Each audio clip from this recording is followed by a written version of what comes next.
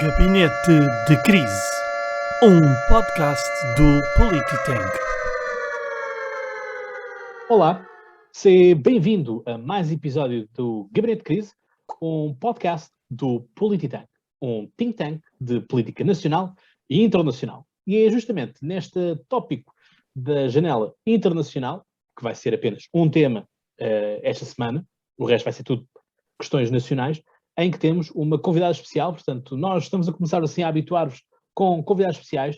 Aliás, eu devo dizer que nós estamos aqui todos, estamos vivos à conta daquilo que foi o episódio de 24 horas que conseguimos. Portanto, episódio número 25, próximo challenge, vai ser aos 48 episódios, 48 horas. Está decidido, adjudicado. Portanto, bom, então queria apresentar aqui a minha demissão com efeitos no episódio número 47, está bom? Este líder anuncia falar com os súbditos. É verdade. Não sei se já perceberam que isto não é uma democracia. Carlota, sabes que a democracia é um tema bastante vago. E há um livro que eu aprecio bastante, que me dava... aqui está o livro que eu venho buscar aqui à estante. Portanto, isto é algo que nem Luís Marques Mendes faz, em que apresento-te isto. Portanto, l'état c'est moi, foi o que disse Luís XIV, eu posso dizer le politique c'est moi, até porque sou francófono. Vai lá buscar os amendoins, Emanuel. Olha, tu cantas muito bem, cantas. Ora bem, portanto, eu gostei bastante de termos feito este episódio 24, acho que foi uma coisa bastante engraçada. Foi um grande challenge para todos nós, portanto, tivemos aqui em rotação, tivemos também uns sair, outros entrar, porque fomos todos nós exercer o direito a voto, aqueles que podiam votar pela idade. Estivemos a acompanhar as eleições autárquicas em direto, noite dentro. O problema é que vocês dizem assim, mas o episódio que está disponível no YouTube só tem 11 horas ou 12 horas. As regras do StreamYard não sabíamos, só vimos isso depois. Tentámos fazer pressão sobre o YouTube para nos ser dado o conteúdo, não nos deram, portanto, nós fizemos 24 horas. Se à prova conseguimos fazer efetivamente as 24 horas. Infelizmente não dá, mas a culpa não é nossa. E obviamente que estivemos com as eleições alemãs, e portanto com as eleições alemãs, que é o tópico que vamos falar com a Maria João Guimarães. Portanto, Maria João Guimarães, bem-vinda aqui ao Polititank. Obrigada. Portanto, a Maria João Guimarães, que chegou também há relativamente poucos dias a Portugal, portanto, tu estiveste em missão do Público, portanto, para quem não sabe, a Maria João Guimarães é jornalista do Público, portanto, uma jornalista que eu aprecio em particular, e, portanto, há aqueles que são jornalistas, depois existem aqueles que são efetivamente bons jornalistas e que nos trazem bons conteúdos e que se esmeram naquilo que é o seu trabalho, e, portanto, gosto sempre de fazer esta ressalva. Já tinha feito esta ressalva quando estivemos no episódio, na altura do podcast Conversa, em 2017, quando tivemos também as eleições, e, portanto, reforço aquilo que digo. E, portanto, tábua das matérias para este episódio vão ser justamente as eleições alemãs, as eleições autárquicas, João Rendeiro e ainda a questão da polémica em torno do nome de Gouveia e Melo. Ora, vocês que estão aqui no YouTube poderão dizer, Cláudio, estás de laranja, mas que estás a celebrar já a vitória do PSD, é isso? Os statements vêm em seu tempo. Mas o primeiro statement que eu quero fazer é justamente este, portanto, parabéns aos nossos rapazes. Somos campeões do mundo de futsal, portanto, vencemos a Argentina, campeã em título, e, portanto, obviamente, acho que estamos todos nós orgulhosos disso. E, portanto, este é o primeiro statement a fazer. Sem mais demoras, agradecer, obviamente, à Carlota e ao Emanuel por estarem cá. Sem mais demoras, Maria João Guimarães, começava por ti, fazer assim um breve enquadramento destas eleições. O que é que estas eleições são de especial?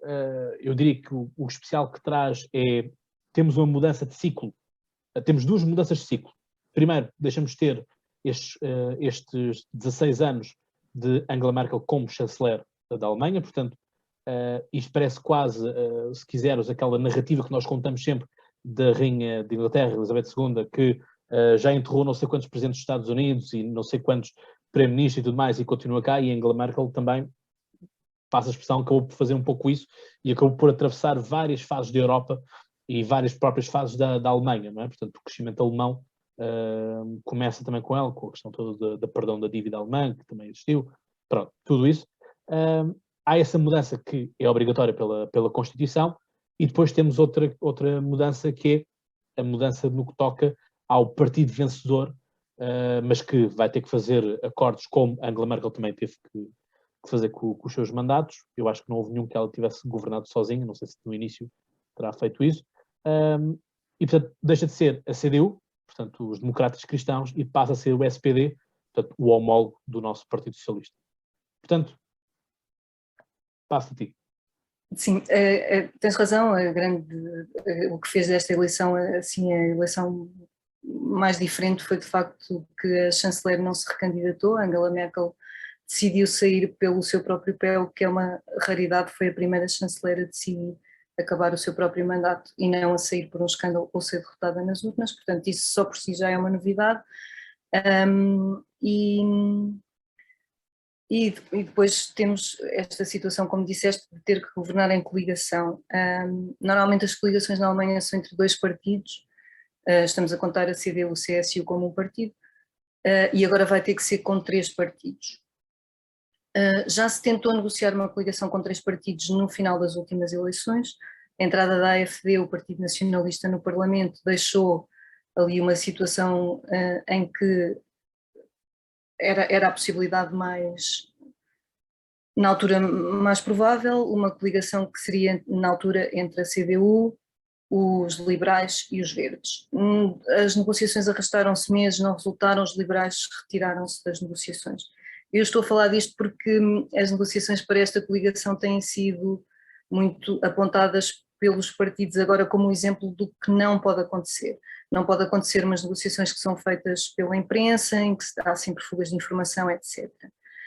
A eleição é obviamente marcada por um vencedor, o vencedor é o SPD, embora com uma percentagem muito pequena, 25,7%, nunca houve um chanceler eleito com 25%, nem nada desta magnitude. Para comparar, a Merkel, penso que o último mandato teve 32 ponto qualquer coisa por cento, nas últimas eleições quase que tinha tido uma maioria absoluta, nas anteriores não aconteceu. Portanto, há aqui uma fragmentação muito notória do sistema político alemão. As negociações que estão a acontecer agora têm a particularidade de terem sido iniciadas entre os 2 partidos mais pequenos nesta coligação a 3 e de ainda não ser totalmente certo que seja o SPD a liderar a coligação, apesar de ser o partido vencedor e apesar da CDU, entretanto, já ter admitido que o SPD é o partido vencedor, mas continuam a fazer uma oferta de governação aos outros partidos. Portanto, neste momento temos aqui um vencedor que pode não ser chanceler, mas não porque há uma maioria contrária, não é? Do outro campo, mas porque os 2 partidos com que se coligaria poderiam escolher ligar-se com o partido derrotado nas eleições. Eu acho que isto não vai acontecer, mas nunca sabemos, não é? O mais provável ainda é a coligação chamada semáforo, pelas cores dos partidos, SPD vermelho, os liberais amarelo, os verdes verde, e essa continua a ser a hipótese mais provável, mas não é a única, portanto, são assim tempos entusiasmantes para seguir a política alemã. Exato, recordar que Angela Merkel demorou 6 meses para formar o governo das eleições de 2017. Portanto, muito tempo, mas esse também não nos arrastamos. Portanto, porque eu acho que um governo tem que ter estabilidade para trabalhar, porque senão, se andamos numa coisa de avanço e rua, o país não sai do sítio. Se fosse por cá, em Portugal, as hostes já estariam a dizer que, caso aconteça isso, de não ser o partido vencedor a ser o chanceler, por cá já estariam a dizer que era golpe e, portanto, tudo mais uma coisa. Portanto, é a cultura política diferente, melhor ou pior, não importa. A situação é diferente. A situação é diferente porque nestas eleições houve 2 partidos que subiram marcadamente, um é o SPD, os outros são os verdes, e são estes partidos também que têm mais semelhanças programáticas. Os liberais também subiram um bocadinho, mas mais ligeiramente. E, portanto, há claramente uma dinâmica de crescimento do SPD e dos verdes que permite, acho eu, reivindicarem uma vitória e a formação do governo. E, portanto, eu acho que é uma situação diferente em que há 2 campos, não é? se virmos de um lado o SPD e os verdes e do outro lado a CDU e os liberais, e o campo que subiu mais foi o campo da esquerda, do centro-esquerda, portanto penso que a situação não é comparável porque cá o caso foi diferente. Sim, mas pronto, é aquela coisa de aceitar que não tem que ser aquele que vence as eleições o vencedor exato, é quem consegue ganhar, quem consegue apresentar uma proposta que passe no Parlamento, no que toca a nível de apoios, e portanto se querem aprender sobre isto, não é alemã, a série é um bocadinho mais acima na Dinamarca, Borgen, que durante muito tempo a RTP2 passou e ninguém ligava nada para aquilo, e depois aquilo foi retransmitido na Netflix. Eu acho que não é uma produção original da Netflix, acho. Pode ter acontecido depois, como aconteceu com o House of Cards, de comprarem a meio ou algo assim de género. E Manuel? Boa noite a todos. Obrigado, Maria João, por ter vindo. Obrigada. É sempre bom termos uma especialista, porque nos dá o contexto que nós necessitamos todos para entender melhor este filme alemão, não é? Eu, na minha qualidade de não especialista, fui tirando umas notas, não é? E eu queria acrescentar aquilo que a Maria João disse, se me permitir, que este foi o pior resultado da CDU desde a reunificação da Alemanha em 1990, não? Da sua história, pode-se dizer toda a sua história, porque ela surgiu no pós-guerra, portanto... Pois é, porque não havia antes, pronto, ok, os dados que eu tinha, exatamente, era isso mesmo. Portanto, de toda a sua história, portanto, estas as eleições mais fragmentadas desde 1900 e antigamente, como dizia o outro. Portanto, duas curiosidades muito fortes nestas eleições que fazem respeitar aquilo que a Maria João estava a dizer, que será interessante seguirmos agora estas negociações. Os partidos do centro, a CDU e o SPD, dizem que querem ter o governo formado até ao Natal, os dois já disseram isto.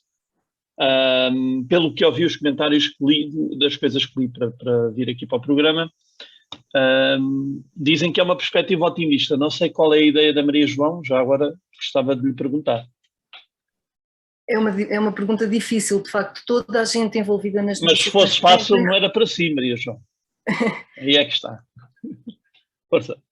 Toda a gente tem repetido que querem que estas negociações sejam mais rápidas, que não sejam como as negociações da última vez, e todos os intervenientes têm focado muito essa necessidade de alguma rapidez. Mas vamos ver, não é? São três partidos, quer seja o líder, o SPD, quer seja a CDU, são partidos com diferenças muito grandes, portanto é óbvio que há partes dos programas que é possível conjugar bem, não é? Depois há outras que são muito difíceis, e quem é que vai ceder onde ainda é muito difícil de perceber, e quanto tempo é que isso demorará. Eu penso que está toda a gente muito interessada em mostrar que é possível, mesmo porque eleitoralmente depois nas próximas eleições quem for visto como responsável por atrasos ou falhanços, não é? Vai ser complicado, e os liberais aqui já têm terem sido eles os responsáveis pelo falhanço da anterior negociação da chamada coligação Jamaica, portanto têm aqui uma pressão ainda adicional. Eu acredito que vão tentar ser rápidos, dentro do possível. Não é? Do possível, do que é possível em política ser rápido ou não.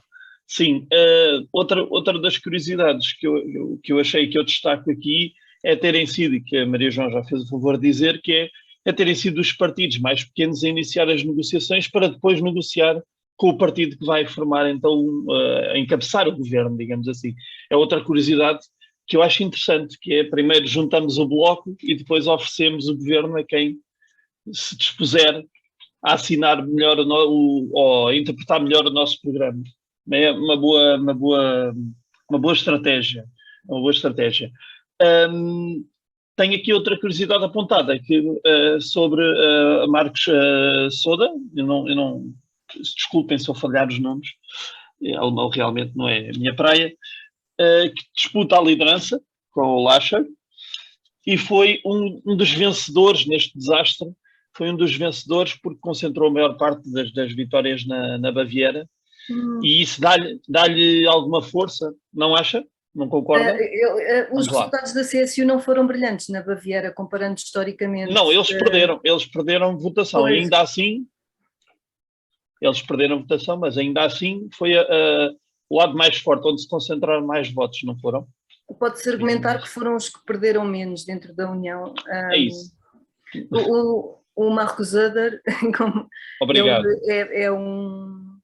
foi visto muito como um potencial candidato a chanceler, mas a CDU não quis. A CDU e a CSU têm uma história complicada, quer dizer, são dois partidos diferentes, não é? A CDU concorre em todos os estados alemães, menos na Baviera, a CSU concorre na Baviera, então funcionam juntas. Há quem diga que os políticos séniores da CDU não queriam transferir o centro de poder para a Baviera e ter um político bávaro candidato a chanceler.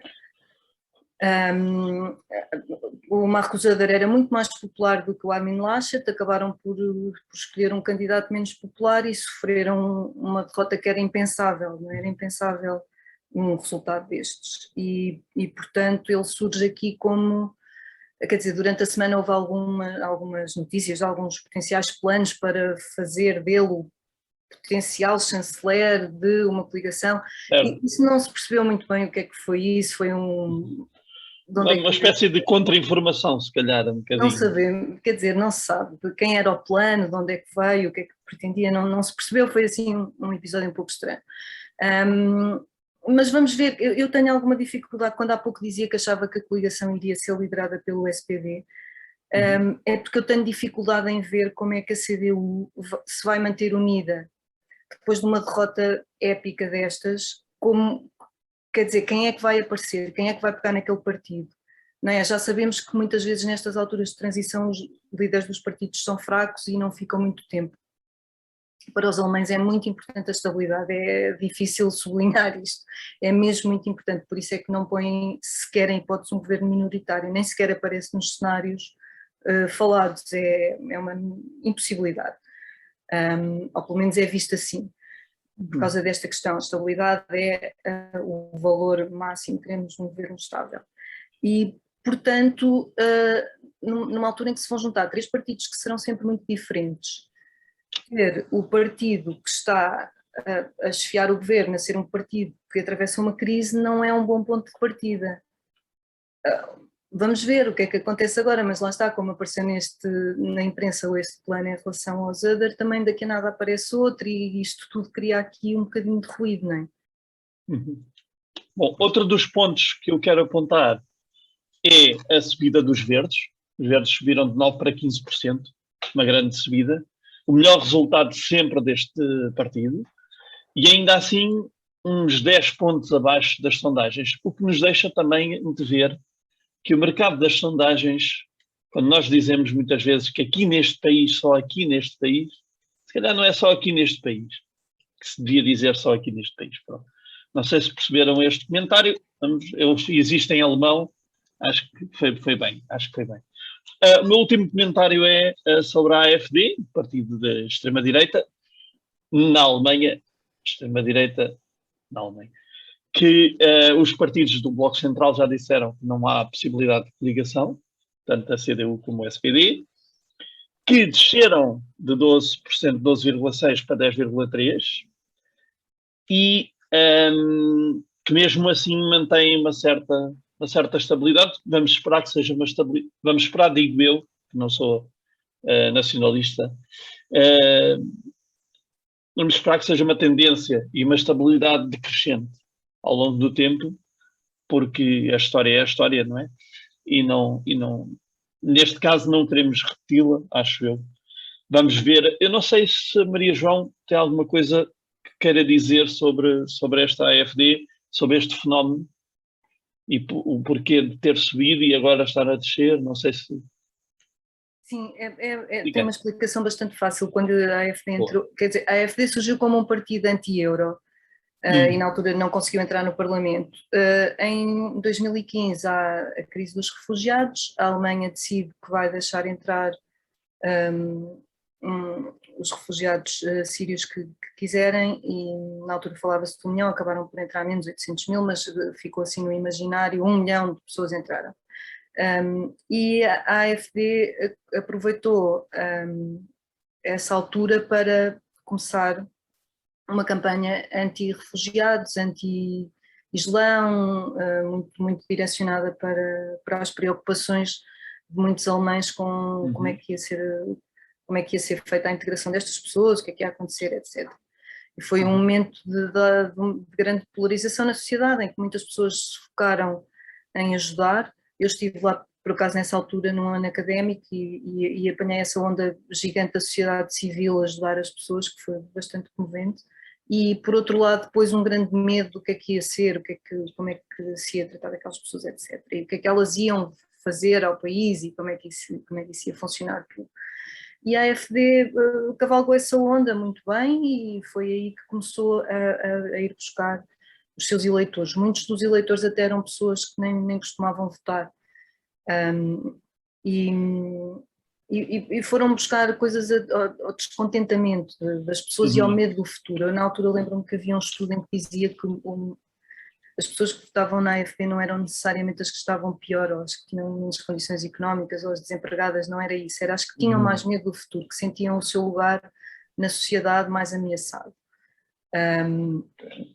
E desta vez isso desapareceu, a imigração não teve qualquer importância nesta campanha. O Afeganistão poderia ter tido ligeiramente na questão dos refugiados, mas não teve. E a AfD fez uma campanha muito em que tentou aproveitar o descontentamento contra as regras da Covid. E foi muito por aí. De uma facto, espécie de voto de protesto, então. Sim, de protesto, sobretudo das medidas. Contra o sistema.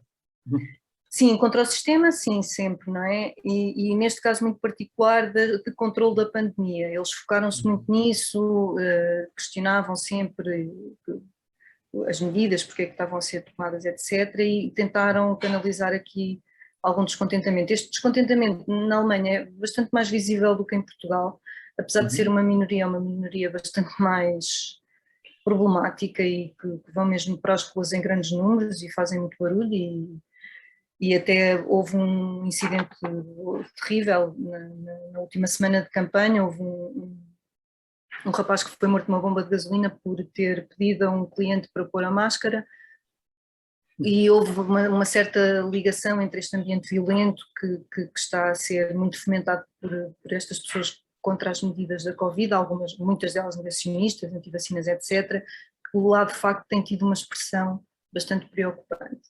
Apesar de tudo, é uma minoria. A maioria das pessoas continua a concordar com o curso e a AfD tentou aqui esta maneira de, pronto, quer dizer, solidificou um bocadinho aqui, desceu mantendo e vamos ver o que é que pode acontecer agora. Continua a ter sítios em que é muito forte e continua a ser um fenómeno preocupante, especialmente porque eles andam sempre aqui num limite entre passar o que é admissível numa democracia e o que não é, mas tentando sempre nunca passar totalmente para não serem depois sujeitos a medidas como vigilância dos serviços de informação interna, etc.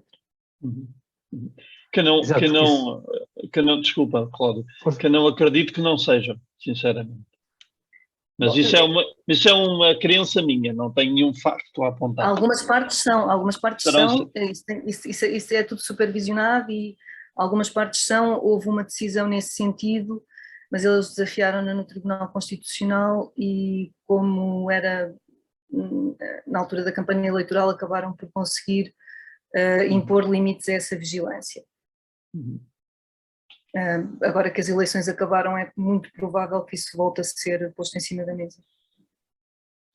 Força, Cláudio. Exato, é aquela coisa, houve também muita daquilo que eu estive a ler, acabou por ser, houve um certo discurso que ficou mais democrático, por assim dizer, ou mais centrado, ou seja, aproximar-se não tanto do extremo, começar a centrar um bocadinho mais neste eixo esquerda e direita, o que fez com que alguns daqueles verdadeiros géneros, vamos chamar, os puristas, que estavam nos 12%, não tenham estado nestes 10%.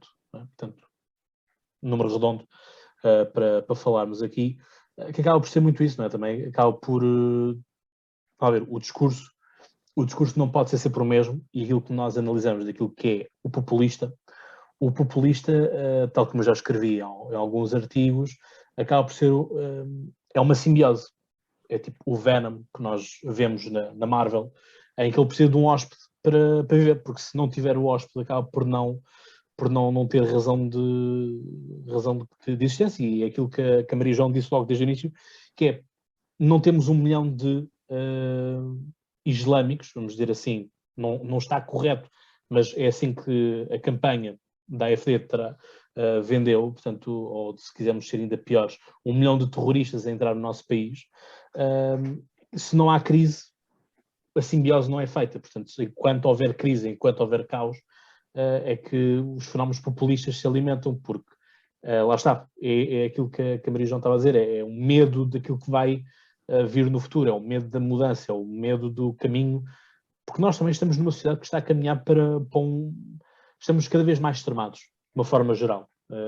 Cada vez todos nós cavamos trincheiras para afirmar a nossa posição, e é a minha posição e daqui não saio, portanto quem se aproximar leva com o morteiro, mas a verdade é que nós também estamos a caminhar para uma sociedade extremista, em que já não temos balizas nenhumas, em que o certo e o errado vai começar a ser mais subjetivo, e eu sou sincero, eu apesar de dizer sempre como o centrão e o moderado, eu também tenho um pouco de medo do que é que vem para ir para a frente, com algumas coisas que nós vamos assistindo.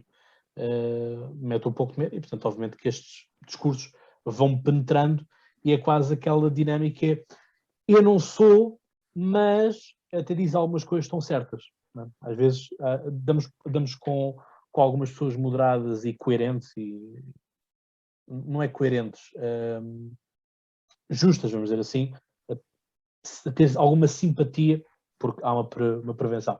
Carlota? Mas ser justo é isso mesmo, não é? Ninguém está sempre errado. Até o relógio estragado está certo 2 vezes por dia. 2 vezes por dia. Exato. Portanto, não, eu não concordo na maior parte das coisas, nem com valores base desta pessoa, mas naquele ponto está certo. Isso é que é ser justo. Sim. Não sei se, Maria João, se queres fazer algum comentário, e Manuel... Por acaso, sim, sobre esta história do alguma? relógio, até o relógio parado está certo. Eu falei com um sociólogo, analista político, que dizia que a AfD até acabou por se comportar como um partido de base, quer dizer, invocou imensa democracia, por exemplo, em relação às medidas da Covid, porque questionou porque é que o Parlamento não é ouvido, etc. Perguntas que têm a sua legitimidade. Acho que podem ser feitas. Pronto, no caso da AfD, o que ele depois explicava, não é que o entendimento deles da democracia é instrumental, só servem da democracia quando lhes interessa. Mas ainda assim, eu acho que se pode argumentar que de vez em quando podem fazer perguntas com sentido, e não, acho que isso não tem a ver depois com a questão de se manter o cordão sanitário, que acho que é importante manter, e acho que isso também foi, acho importante para que eles também não crescessem. Eu queria só dar aqui 2 notas. A primeira é sobre a questão do relógio, que é o relógio está certo 2 vezes por dia, isso é certo, mas eu também queria dizer que o relógio está certo 2 vezes por dia, não por culpa própria. Portanto, e eu acho que isso é que nós devemos ponderar, porque se o relógio não tem pilhas, não serve para dar horas. Pronto, fica aqui uma tirada mais filosófica da minha parte. Não percebes, o relógio é de pêndulo. Não, eu não... É um estímulo, é o boletim de voto que empurra, dá o impulso, dá a corda. Isso, mas até os relógios de pêndulo precisam que tu lhes dês corda. Então, mas é isso, no início das eleições está lá mas pronto, empurra a urna. Vamos passar a fase Olha, do relógio. Não usem metáforas contra mim, não aprecio. Mas ninguém está a usar contra ti. Metáfora, ninguém está sempre errado. É verdade. Não, mas até porque a beleza da democracia é sustentar também, esta agora é minha, a beleza da democracia é sustentar muito bem os parasitas dela própria, porque a democracia é o respeito por todas as sensibilidades, a dar a voz a todas as opiniões, aquelas que são coerentes ou não coerentes, e como dizia a Maria João, mais uma vez, eles às vezes fazem perguntas como deve ser. Pois, às vezes não. Sim, mas eu acho, O problema não é que as perguntas corretas que eles fazem, é aquilo em que se suportam, é o edifício em que se suportam, acho que esse é que é o problema. Aliás, como ficou demonstrado por aquilo que tu disseste e por aquilo que a Maria João disse. Portanto, tanto nesse fenómeno lá na Alemanha como no fenómeno que temos aqui em Portugal, o problema é sempre esse. É que, aqueles gajos até dizem umas verdades. Se calhar vou começar a ouvir mais vezes aquilo que se diz. Se calhar não. Se calhar é só para ouvir de vez em quando. Mas, Digo eu, o problema é que vendo o às risco de vezes, ser nazi. Diz. quando são reprováveis as únicas a fazer certas perguntas que outras pessoas bem mais moderadas poderiam e deveriam estar a fazer. E eu já não estou a falar de casos concretos, já estou só a levar para o abstrato. E eu acho que muitas vezes a polarização vem daí, que é de querer tantos partidos e tantas pessoas que querem muito seguir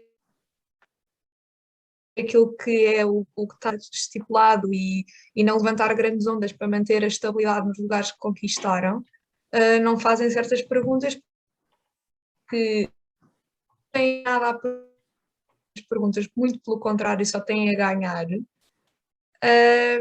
E pronto, eu acho que o problema é esse, é um bocado uma falta de honestidade, às vezes, de já mais estabelecido, que faz a falta de honestidade dos outros, que também é falta de honestidade, porque como vocês disseram muito bem, é instrumental, usam esses conceitos e fazem essas perguntas só quando convém, mas depois, onde é que está o holofote? É aí, é nesse sítio, é nessa pessoa, nesse partido. sim, mas lá está, é aquela coisa, eu sou da ideia do seguinte, que é, obviamente condeno a extrema-direita e a extrema-esquerda, portanto a questão é, se criticamos um lado, o outro lado não é muito melhor, não é por acaso que muitas vezes se tocam em ideias e às vezes até em propostas, e a questão aqui é um pouco como a ideia de, há pessoal que tem medo do manicômio, né, e da ala psiquiátrica. Eu não tenho medo do manicômio, eu não tenho medo daqueles que estão internados, eu tenho medo daqueles que não estão lá. Quero isto dizer o seguinte, peço desculpa,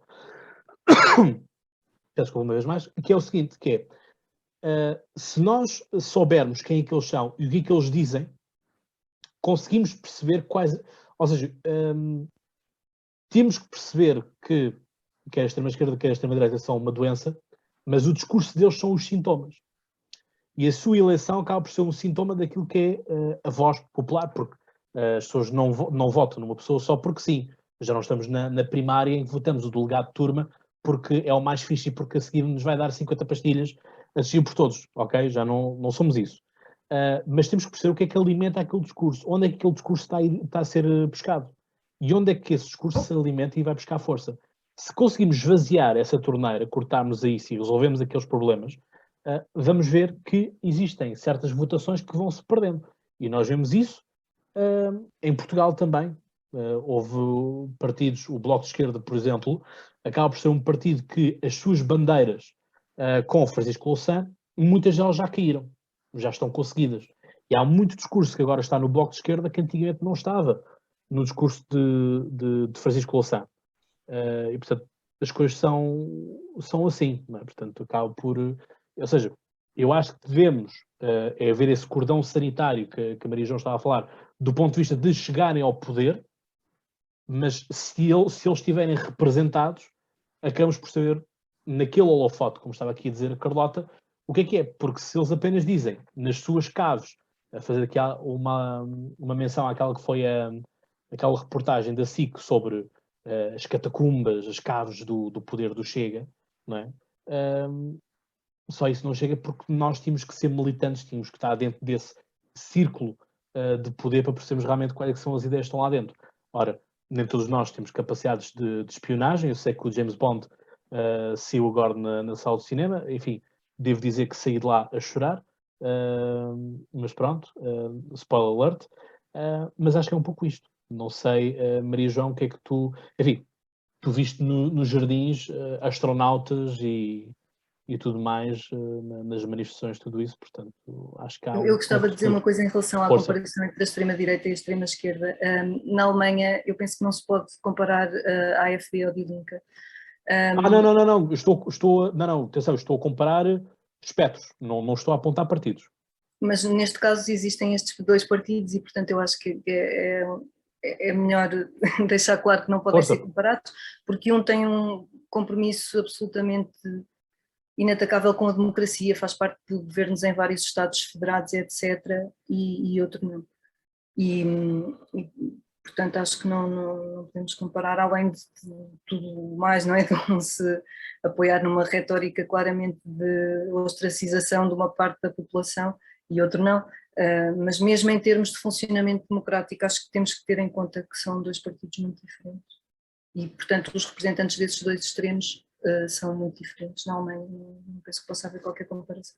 Sim, mas aqui é apenas o do ponto de vista ideológico, não apontar aqui nenhum partido em concreto. Aliás, título de curiosidade, o Die Linke está sempre na festa do Avante. Aliás, na festa do Avante, a fotomaton que lá existe, portanto, aquelas fotos, assim, tipo película de filmes, são patrocinadas, entre aspas, pelo Die Linke, portanto, a moldura que saia do Die Linke. É um partido que está no mesmo grupo no Parlamento Europeu que quer a CDU, quer o Bloco de Esquerda. Sim, a esquerda. E até na aliás, sua Die agenda Linke são é mais mesmo parecidos com o Bloco de Esquerda. Integraram várias fações diferentes. Sim. Bom, eu da minha parte, sobre eleições alemãs, já disse tudo aquilo que eu tinha a dizer. Não sei se a Carlota ou se o Manuel tem algo mais a acrescentar. Eu até já disse mais do que esperava, portanto, acho que está ótimo. Muito bem. Maria João, não sei se queres fazer mais algum balanço final, se foi Não, tudo dito. penso que falámos sobre tudo. Eu acho que de facto foram eleições entusiasmantes. Tem piada na rua, por exemplo, às vezes estava à espera de um transporte ou estava num restaurante, até a passar por um parque e eu via as pessoas falarem sobre política, uma coisa que não é assim tão comum, este fervilhar todo, portanto é de facto um momento entusiasmante e vai ser também determinante depois para algumas coisas na Europa, não é? Portanto vamos ver o que governo é que sai daqui. Sim, esta eleição que contou com 76,6% dos votos, que houve uma subida de 0,4% de participação, comparativamente às eleições de 2017. O que, para um cenário de pandemia, porque para todos os efeitos ainda estamos, ainda não, o dia da libertação ainda não aconteceu na sua verdadeira fase. O que temos é os faziamentos e, portanto, as retóricas políticas que nos vão dando por aí, mas estamos em contexto pandémico. Aliás, tivemos justamente este caso do tal rapaz da bomba de gasolina que foi morto por pedir ao cliente que pusesse a máscara. Portanto, enfim, uma vida em troca de uma máscara parece-me algo estúpido, mas pronto. Isto É terrível, não trazer. Sim, portanto, as coisas... Mas já agora a respeito das eleições em contexto pandémico, foi muito facilitado o voto postal, que aliás é muito mais fácil do que em Portugal. É possível votar facilmente pelo correio. E se calhar às vezes quando discutimos a abstenção podíamos pensar um pouco em facilitar a vida a quem quer votar. Eu estou a dizer isto porque eu própria não pude votar porque estava fora, porque mesmo no dia Não foste a do única, voto antecipado estava fora e, quer dizer, 2020... E os consulados e as embaixadas não deram respostas também? Não, o consulado e a embaixada só têm os eleitores que estão lá registados, portanto teria que viver lá. Sim, mas eu tive pessoas que estavam registadas no consulado em França e não puderam votar. Pois, isso é terrível. Acho que, de facto, às vezes, eu percebo que temos um problema de participação, mas às vezes também há este outro lado, não é? Pessoas depois que querem participar e não conseguem, é um bocadinho frustrante. Exato, que acaba por aquela chama que se calhar era pequenina, não é? Aquela vela estava ali pequenina, se calhar esta é a rabanada de vento suficiente para apagar a vela. Já que estamos numa de metáforas. Espero que não. Penso que não. Eu espero que não, mas às vezes há pessoas que se podem realmente zangar com o sistema democrático neste sentido e virar-lhes totalmente as costas do estilo, não me querem, então bye. Eu também já não estou no país. Porque a questão é esta, estamos a falar de pessoas que não estão no país e querem continuar a votar para o país. Que eu acho que para mim tem um outro valor do aquele que se calhar tem a urna 200 metros e não foi votar. Aliás, isso até foi uma das nossas campanhas de apelo ao voto, foi justamente isso. Tínhamos aqui o diálogo entre o Vasco e o Décio que iam a Liverpool ver o jogo do Porto e do Liverpool para a Liga dos Campeões, e era essa ideia de se papas quilómetros para ires ver um jogo de 90 minutos porque não andaram os metros para ir votar aquilo que vai decidir 4 anos da tua comunidade. E é um pouco isto que as coisas acabam mesmo por ser.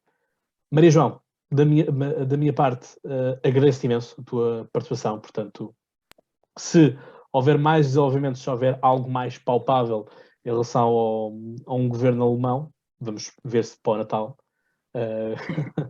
usando aqui as palavras do Emanuel, a informação do Emanuel, venhas cá também para discutirmos quais são as linhas vermelhas, quais são os compromissos, porque é muito isto. Portanto, neste momento, os partidos foram para a campanha eleitoral para votarem neles, mas há coisas que nem tudo vai ser aplicável daquilo que são as campanhas individuais de cada um, porque mesmo que seja o centro-esquerda, este semáforo que estavas aqui a falar, há propostas que são incompatíveis umas com as outras, ou são redundantes e, portanto, acabam por ser assim, ou apenas se decidirem em pequenos detalhes. Portanto, Maria João Guimarães, obrigado e um beijinho. Obrigada. E até uma próxima. Muito obrigada pelo convite. Obrigada, boa noite. Obrigado. Obrigadíssimo. E bom programa. Obrigada. Obrigado. E, portanto, assim é. Cá estamos nós, então, agora aqui continuamos com o nosso gabinete de crise e, portanto, lá está, mais uma vez, aqui estamos nós com mais uns convidados especiais. Estamos no caminho certo, acho que estamos numa boa decisão. E vamos então agora para as eleições autárquicas, que, enfim, aqueles que nos viram em direto, se calhar agora poderão achar aqui alguns fenómenos ou algumas opiniões iguais. Deixa que eu vos diga uma coisa, que é, se nós no dia 26 tivéssemos dito uma coisa e hoje estivéssemos a dizer outra, eu iria pôr, se estivesse a ouvir alguém com opiniões diferentes no espaço de uma semana diferentes, eu pessoalmente deixaria de estar a consumir essa pessoa, e, portanto, bye bye, tchau, tchau. A menos que essa pessoa dê uma razão plausível para dizer ok, aqui não funcionou, mas já percebi o porquê, e portanto peço desculpa de ter dito isto e aquilo. A única coisa que eu disse que poderá ser assim um pouco mais estranha, eu acho que eu e 99% do PSD não acreditavam na vitória do Moedas, ou como pôs a revista Sábado, o Moedinhas. Eu acho isso uma questão editorial má, porque acho que isso é mesmo ser ridículo. Uma revista Sábado tem sido umas atrás das outras. Não tem sido assim muito bem conseguido. Eu já deixei de os seguir, porque aquilo tipo... Enfim. Pronto, e agora com o poder de influência da Carlota, lá vão uns milhares de seguidores da Sábado à vida. Claro, a outra anterior era tipo um juiz negacionista que ninguém o conhecia em Vila Nova de Mil Fontes. É tipo, ok, está bem. Obrigado, Sábado, por esse jornalismo. É um pouco isso. Agora não era, eu acho que era Sábado. Não era Sábado, eu estou a difamar. Pá, se não é Sábado, passa a ser a Visão, é uma coisa assim, é uma delas, porque às vezes aquilo vai rodar. Era. Até há pouco tempo, Rui Fonseca e Castro eram perfeitos desconhecidos em Vila Nova de Mil Fontes, para onde se mudou depois de voltar à magistratura. Tem que depois insistir em entrar sem máscara no centro de saúde local, blá blá blá blá blá blá. Já parece o juiz Admira. E era, só que ninguém conhecia. Conheço a história e as polémicas do juiz negacionista. Este título só por si, o juiz negacionista, já me encanita. E depois tudo o resto, enfim, desculpem, estou a nos expressar. Não, acho que não, é esclarecer o ponto. É uma déficit de atenção. Assim, eu também, se fosse agora para, sabe, Barrancos, se calhar também ninguém conhece o Cláudio Fonseca em Barrancos, mas se calhar é o mesmo gajo das petições em Corroios e no Seixal, portanto, conheço a história. A história do do, ai, Do podcaster. do peticionista. Não, o Do peticionista. peticionista. Podcaster peticionista. Acho que sim. Acho que teria tudo a ver. Só a título de curiosidade, houve um ouvinte que me marcou numa notícia da SIC Notícias também, sobre a questão de uma estátua que está a causar o pavor em Itália, porque é uma estátua baseada num poema italiano em que a camponesa, ou a Spinoleta, que é a mulher que trabalha o trigo, portanto, como se fosse a nossa ceifeira, vamos pôr assim. Nós também temos vários. O Cesário Verde, acho que também tem um poema dedicado à ceifeira, e outros mais terão, dedicado às ceifeiras, porque tem um vestido muito justo e que tem formas reveladoras do corpo feminino. Meus amigos, nós temos estátuas de mulheres despidas. Portanto, tipo, come on. Mas isso já não é Onde é que está empoderamento. o empoderamento através de nudez? É Onde isso. é que está? Carlota, realmente a nossa parceria Onde é que está? Barbecue Anti-Woke está ao rubro, portanto isto é uma coligação para a vida. Que é muito isso. Cansa-me, esta malta cansa-me. A Anitta pode ficar, o concerto da Anitta é 1 hora, a Anitta pode estar 50 minutos a rebolar a bunda, não é? Como ela diz, aliás, ela até faz questão de achavam que eu me ia embora sem ficar aqui a rebolar. E pronto, depois é o rebola, não é? Portanto, enfim, mas é isto. Ai, por amor de Deus. Já percebemos que gostaste do concerto da Anitta, sim, adiante. Não, nunca fui. Não, mas é que isto é o empoderamento pela nudez, é o empoderamento do corpo, Wonder Woman e não sei o que mais. Por favor, não queiram umas coisas e depois apontar o dedo a outras, porque as coisas não podem ser, porque é a objetificação da mulher. E alguém tipo a dar o twerk não é objetificação também? Não, é a liberdade de movimento.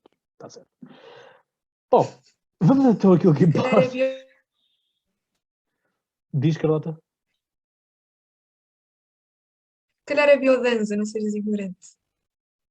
Pronto, não interessa, não quero saber isso.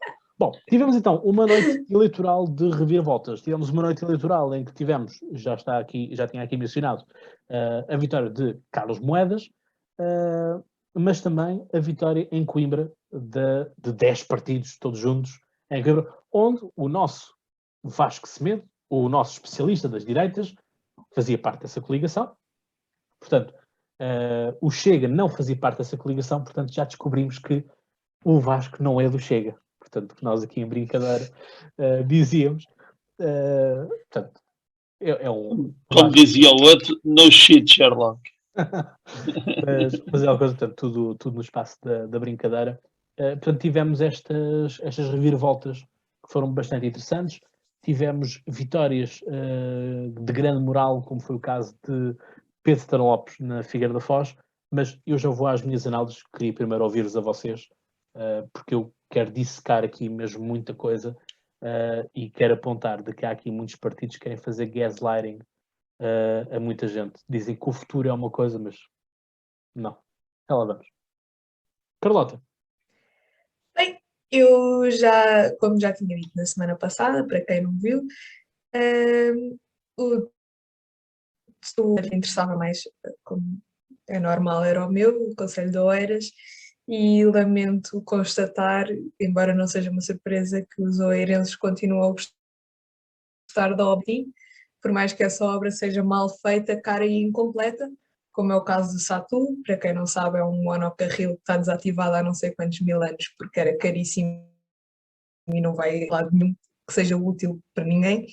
Que era suposto ir até ao Tagus Parque e depois noutra fase até ao Cacém, e aí realmente seria muito útil, que já era para ter sido essa obra já devia ter sido continuada agora nestes últimos anos, mandato de Isaltino, não foi, e será agora no próximo, porque os unicórnios também aí, e pronto, e entre rotundazinhas com estatuazinhas e uns biombos de tijolo e de pedra que se põem num sítio e nos outros, obras muito bonitas, pronto, isso é discutível. Por todo o lado, Assim se faz mais um mandato exaltino,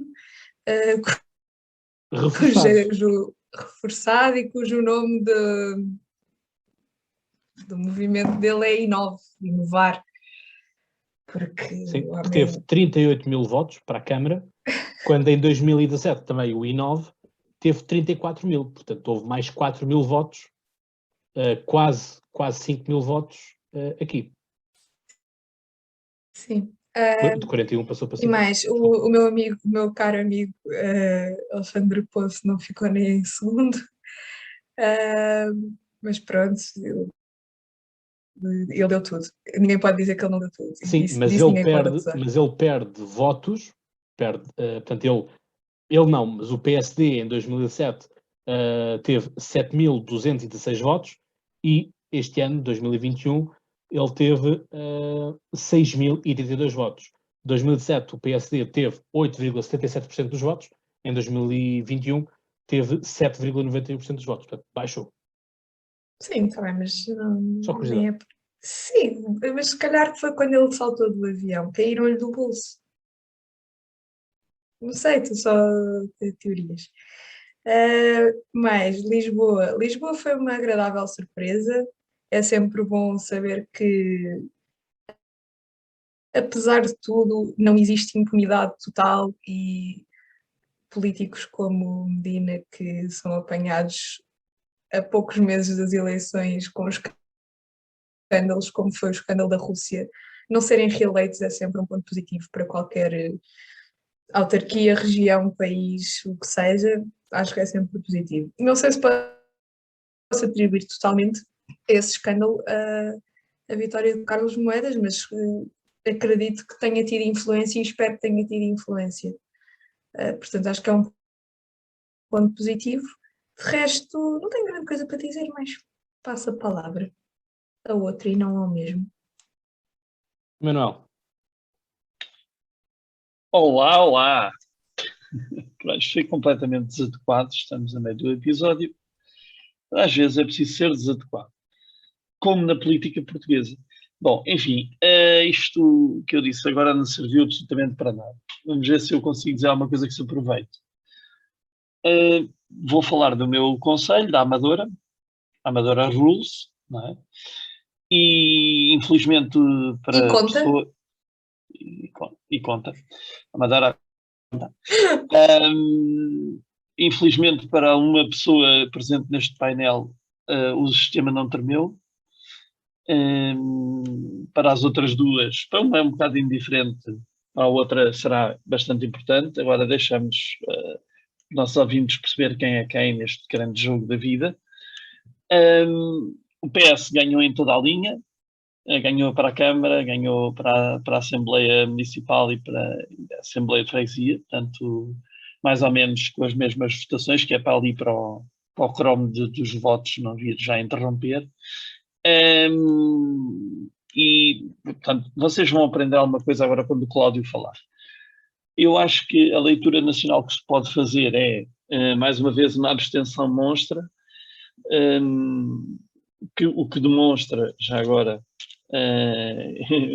pun not intended, mas o que demonstra que o desinteresse na política está para ficar, infelizmente. A vitória do Moedas, acho que nem a mãe do Moedas acreditava, mas, por outro lado, é como diz a Carlota, é bom saber que não vale tudo. E é bom saber, apesar da vitória ter sido pequenina, não é? A margem ter sido pequena e ter que se governar em coligação, mas isso acho que nos efetivos camarários é menos drástico do que a nível nacional. Portanto, é mais usual que assim seja. E, portanto, a política da Câmara é mais gerida entre partidos, numa negociação entre partidos, e, portanto, isso não é muito, muito grave. Houve a eleição de vários vereadores por parte do meu partido favorito, o Chega.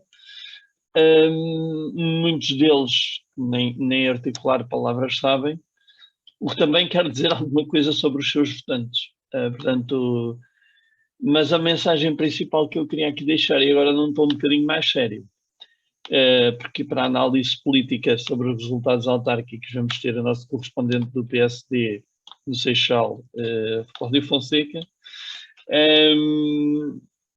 Queria deixar aqui foi uma discussão que tive, diga-se, troca de ideias, portanto, discussão de forma saudável. Tive aqui em casa, que foi a importância de ir votar. Agora que já acabaram as eleições, parece um bocadinho descabido estar a falar na importância de ir votar, mas já agora é só para dizer o seguinte: quando nós vemos um fenómeno, seja ele qual for, de esquerda ou de direita, e dependendo da nossa sensibilidade, seja isso mal para um lado ou para o outro, a crescer, e nós continuamos a dizer que as pessoas que aquilo não tem expressão e que é um fenómeno local, urbano ou não,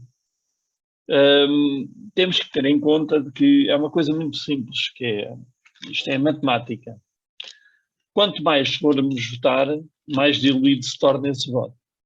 Quanto menos formos votar, mais poder damos a estas pessoas. Isto não é muito difícil de entender. E, portanto, quando se diz que o meu voto não conta, porque o meu voto não muda nada e porque o meu voto vai para pessoas de sempre, não, pode mudar. Pode ser a diferença entre termos um primeiro-ministro de extrema-direita ou de extrema-esquerda, ou termos uma pessoa mais moderada. E se vocês acham que isto é uma utopia ou uma distopia, na minha visão das coisas, se calhar já estive mais enganado. E, portanto, é muito importante que nós consigamos perceber a utilidade da nossa expressão de voto. Nem que seja para prevenir que fenómenos como estes aconteçam.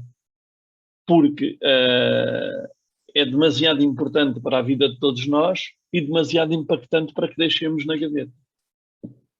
E acabei com esta minha dissertação, acabei por convencer quem eu queria a que nas próximas eleições vá votar. E isto é muito importante. Deixa-me só dizer uma coisa antes do Cláudio começar a análise dele em relação ao Chega e o facto de alguns dos seus candidatos não serem capazes de articular poucas palavras, como nós vimos. Não é um exclusivo, atenção. Não.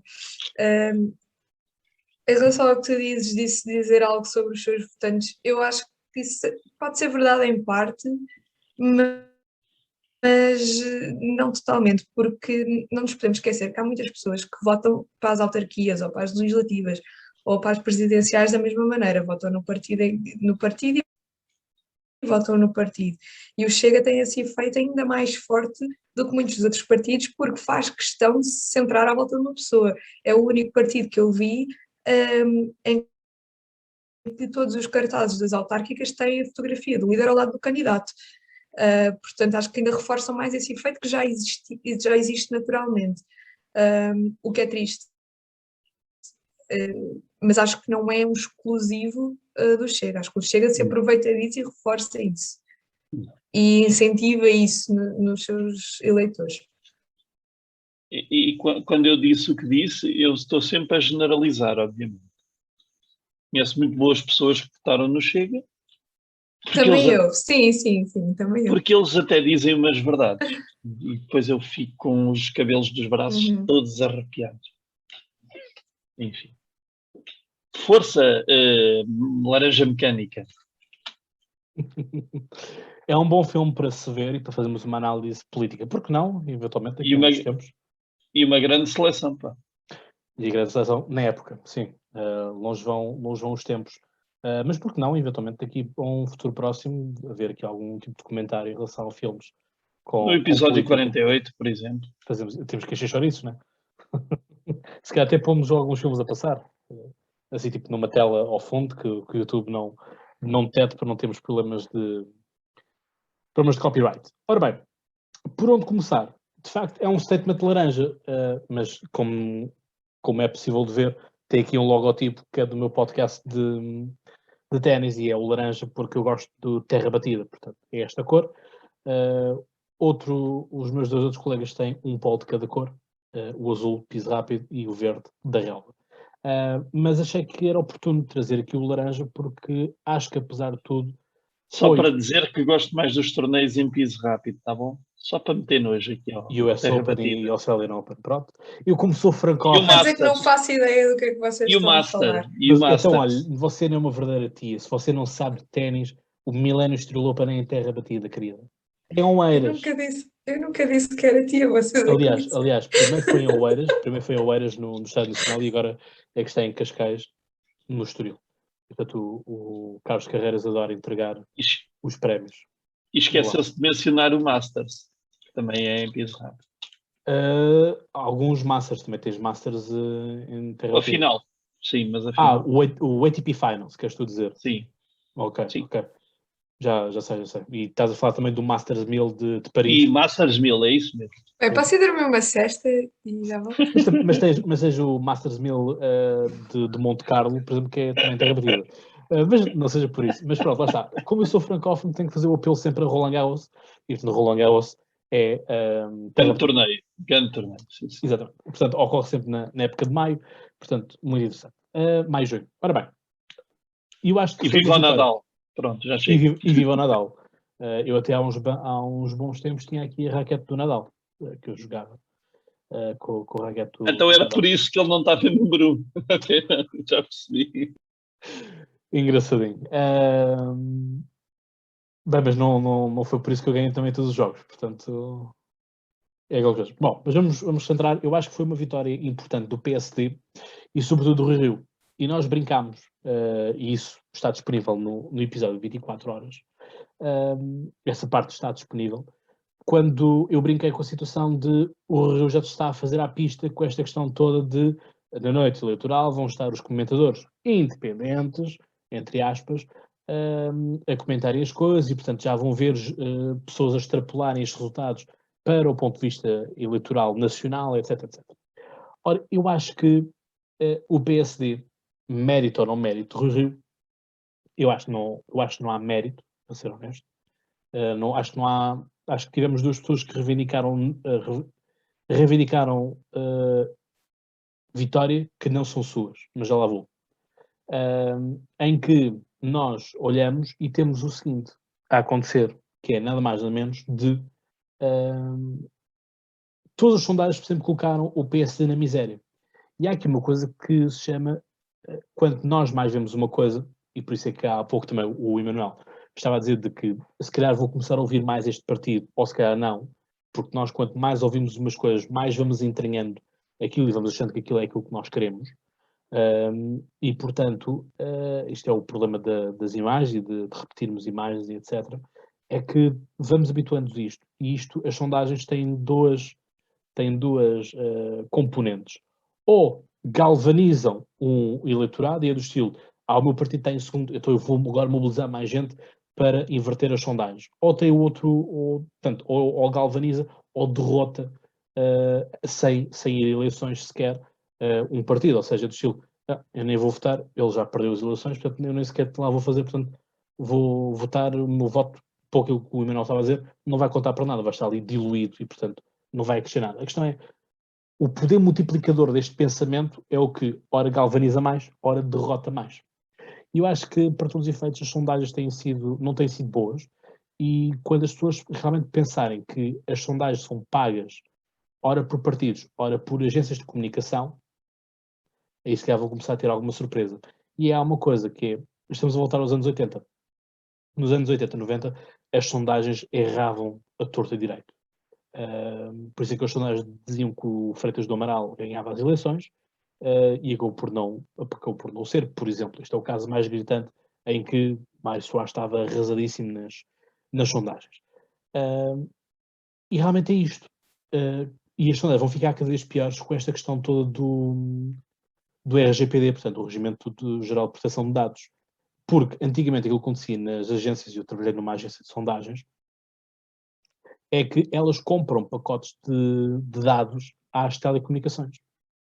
E, portanto, essas telecomunicações fornecem os dados para estas agências e, portanto, estão ali a sua localização, faixa etária, o nome completo e também a sua idade. Portanto, nós com isto conseguimos ter aquilo que é fazer uma média e íamos à procura daquilo que são os cidadãos médios que representam. Nós temos eleições, peço desculpa, sondagens com 1000 amostras, 2000 amostras, quando nós temos um país de 10 milhões. Portanto, proporcionalmente é uma porcentagem muito diminuta. Mas pronto, é o que nós vamos tendo. Portanto, Carlos Moedas, acho que nem a mãe dele acreditava realmente naquilo, e foi engraçado nós vermos as imagens em que o sítio de Medina, no início da noite, estava cheio, e tivemos inclusive lá o ministro da Economia, o Vieira da Silva. Vieira da Silva, não, isto era o antigo do Cisa Vieira. O ministro Cisa Vieira da Economia, assim é que é. Estava a confundir com o antigo e com o pai da Mariana Vieira da Silva, o antigo ministro do Trabalho, em que ele foi um dos poucos que lá ficou, porque as odds foram saindo da sala e tivemos o oposto. A sala do Moedas começou a encher cada vez mais. Ora, quando nós temos isto, faz lembrar um pouco lembrar um pouco os meus tempos da faculdade, onde recusei abraços a algumas pessoas que só apareceram no final da contagem dos votos e que disseram ganhamos, e eu disse, eu ganhei, tu não. Portanto, não fazes parte desta parte. Eu acho que o Moedas também tem que ser inteligente de perceber quem é que são aqueles que estavam lá na primeira hora e quais é que chegaram no final da festa e realmente estão com ele ou não estão com ele. Isso é o mais importante num perfil político. Figueiredo da Foz, importantíssimo para Santana Lopes. Ele acaba por ser uma vitória muito sentida com ele, tanto que os jornalistas achavam que ele ia fazer uma declaração política da coisa. Ele disse, vim apenas aqui dar um abraço às pessoas que estão cá há muitas horas e que acreditaram no projeto, e portanto eu sou a prova viva, basicamente foi o que ele disse, sou a prova viva de que é possível cair e levantar, e portanto é possível um homem reestruturar-se. Eu acho que sim, acho que Santana Lopes é um ícone daquilo que são os dinossauros políticos, e alguém que é capaz do melhor e do pior, de estar na mão de cima e estar na mão de baixo. Foi primeiro-ministro, caiu em desgraça, criou um partido, não foi capaz de alavancar o partido como se poderia ser. Se calhar o PSD hoje em dia seria diferente com uma liderança de Pedro Santana Lopes, se calhar teríamos mais combatividade, teríamos um outro savoir-faire diferente daquilo que é o Rio, mas a história e a política não se fazem de ses, fazem de é isto, ponto final. Coimbra foi uma boa reviravolta também. Agora, há aqui retóricas dos partidos que nós temos de ter em linha de conta, e eu aqui vou partilhar a tela convosco para podermos analisar um bocadinho melhor os resultados daquilo que nós temos. Portanto, vamos ter aqui como base aquilo que aconteceu no que toca. Deixa eu ver se consegui colocar isto ou para cima ou para baixo. Ok, conseguimos colocar aqui em baixo. Portanto, vamos aqui ter por base aquilo que foi a votação para a Câmara Municipal. Obviamente que isto há uma flutuação, mas é mínima daquilo que é a Assembleia Municipal para as Assembleias de Freguesia. Mas vamos fazer aqui um comparativo. E nós, quando fazemos um comparativo, vamos começar logo aqui por uma coisa muito básica, que é 2017 acabou aqui e 2021 continuamos aqui. E temos coisas cá para baixo que conseguem fazer eleições. Ou seja, tivemos muitos mais movimentos, tivemos muitos mais partidos a concorrer. A nível de votação, tivemos menos população a votar, no seu geral, como votantes, portanto, podiam votar 5 milhões, aqui podiam votar 4 milhões e 900. Portanto, temos aqui uma flutuação basicamente de 200 mil votos, que é o que nós vamos encontrar de diferença em muitos partidos. E, portanto, temos aqui uma votação de 100 mil, basicamente, inscritos para votar. Ora, nós quando olhamos aqui para o Partido Socialista, é a vitória da noite. Mas a questão aqui é, reparem, o número de vereadores que tiveram, 888, portanto isto se calhar foi o Jorge Jesus que teve a treinar o Partido Socialista nessas autárquicas, contra os 952, ou seja, perde-se muitos vereadores aqui. Não se perdem apenas 4% dos votos. Perdem-se muitos vereadores aqui. E isto para mim é importante, vamos falar à volta de 70 e qualquer coisa de votantes. Depois temos outros grandes problemas, que são a questão de o PSD sozinho, quanto é que vale, mas destas coligações de PSD-CDS, destes 540 mil votos que tiveram, quantos é que pertencem ao CDS, quantos é que pertencem ao PSD? Qual é a força reinante aqui? O que é que traz? Não é? Quando nós olhamos aqui, esta coligação do PSD-CDS aumentou o número de votação em oposição daquilo que tiveram em 2007, por exemplo. Já o Partido Socialista perde aqui cerca de 200 mil votos. É preciso nós olharmos aqui. O Chega é a novidade, tem 208 votos. O Bloco de Esquerda, que em 2007 teve 170 mil votos, caiu para 137 mil votos. São 40 mil votos que num partido com esta dimensão pesa bastante. É a diferença entre ter 3,29% dos votos ou 2,75%. É a diferença de ser ultrapassado pelo Chega. Portanto, quando o Chega nos dizia que eram a terceira força política, mas afinal se calhar já seriam a quarta, ora se nós contarmos 1, 2, 3, 4, 5, o Chega está em quinto. E eu coloco quinto porque eu não sei o que é que representa aqui o CDS sozinho. Porque o CDS sozinho, nestas coligações, das coligações não sei o que é que ele representa, porque ele sozinho, o CDS representa isto. 1,48% dos votos, 74 mil votos. É o que ele representa. Que, se nós virmos daquilo que ele teve em 2017, caiu para metade. 2,59, 134 mil votos, basicamente cai metade. Estou aqui a fazer aqui números grosseiros, mas é para vocês entenderem as coisas de uma forma geral.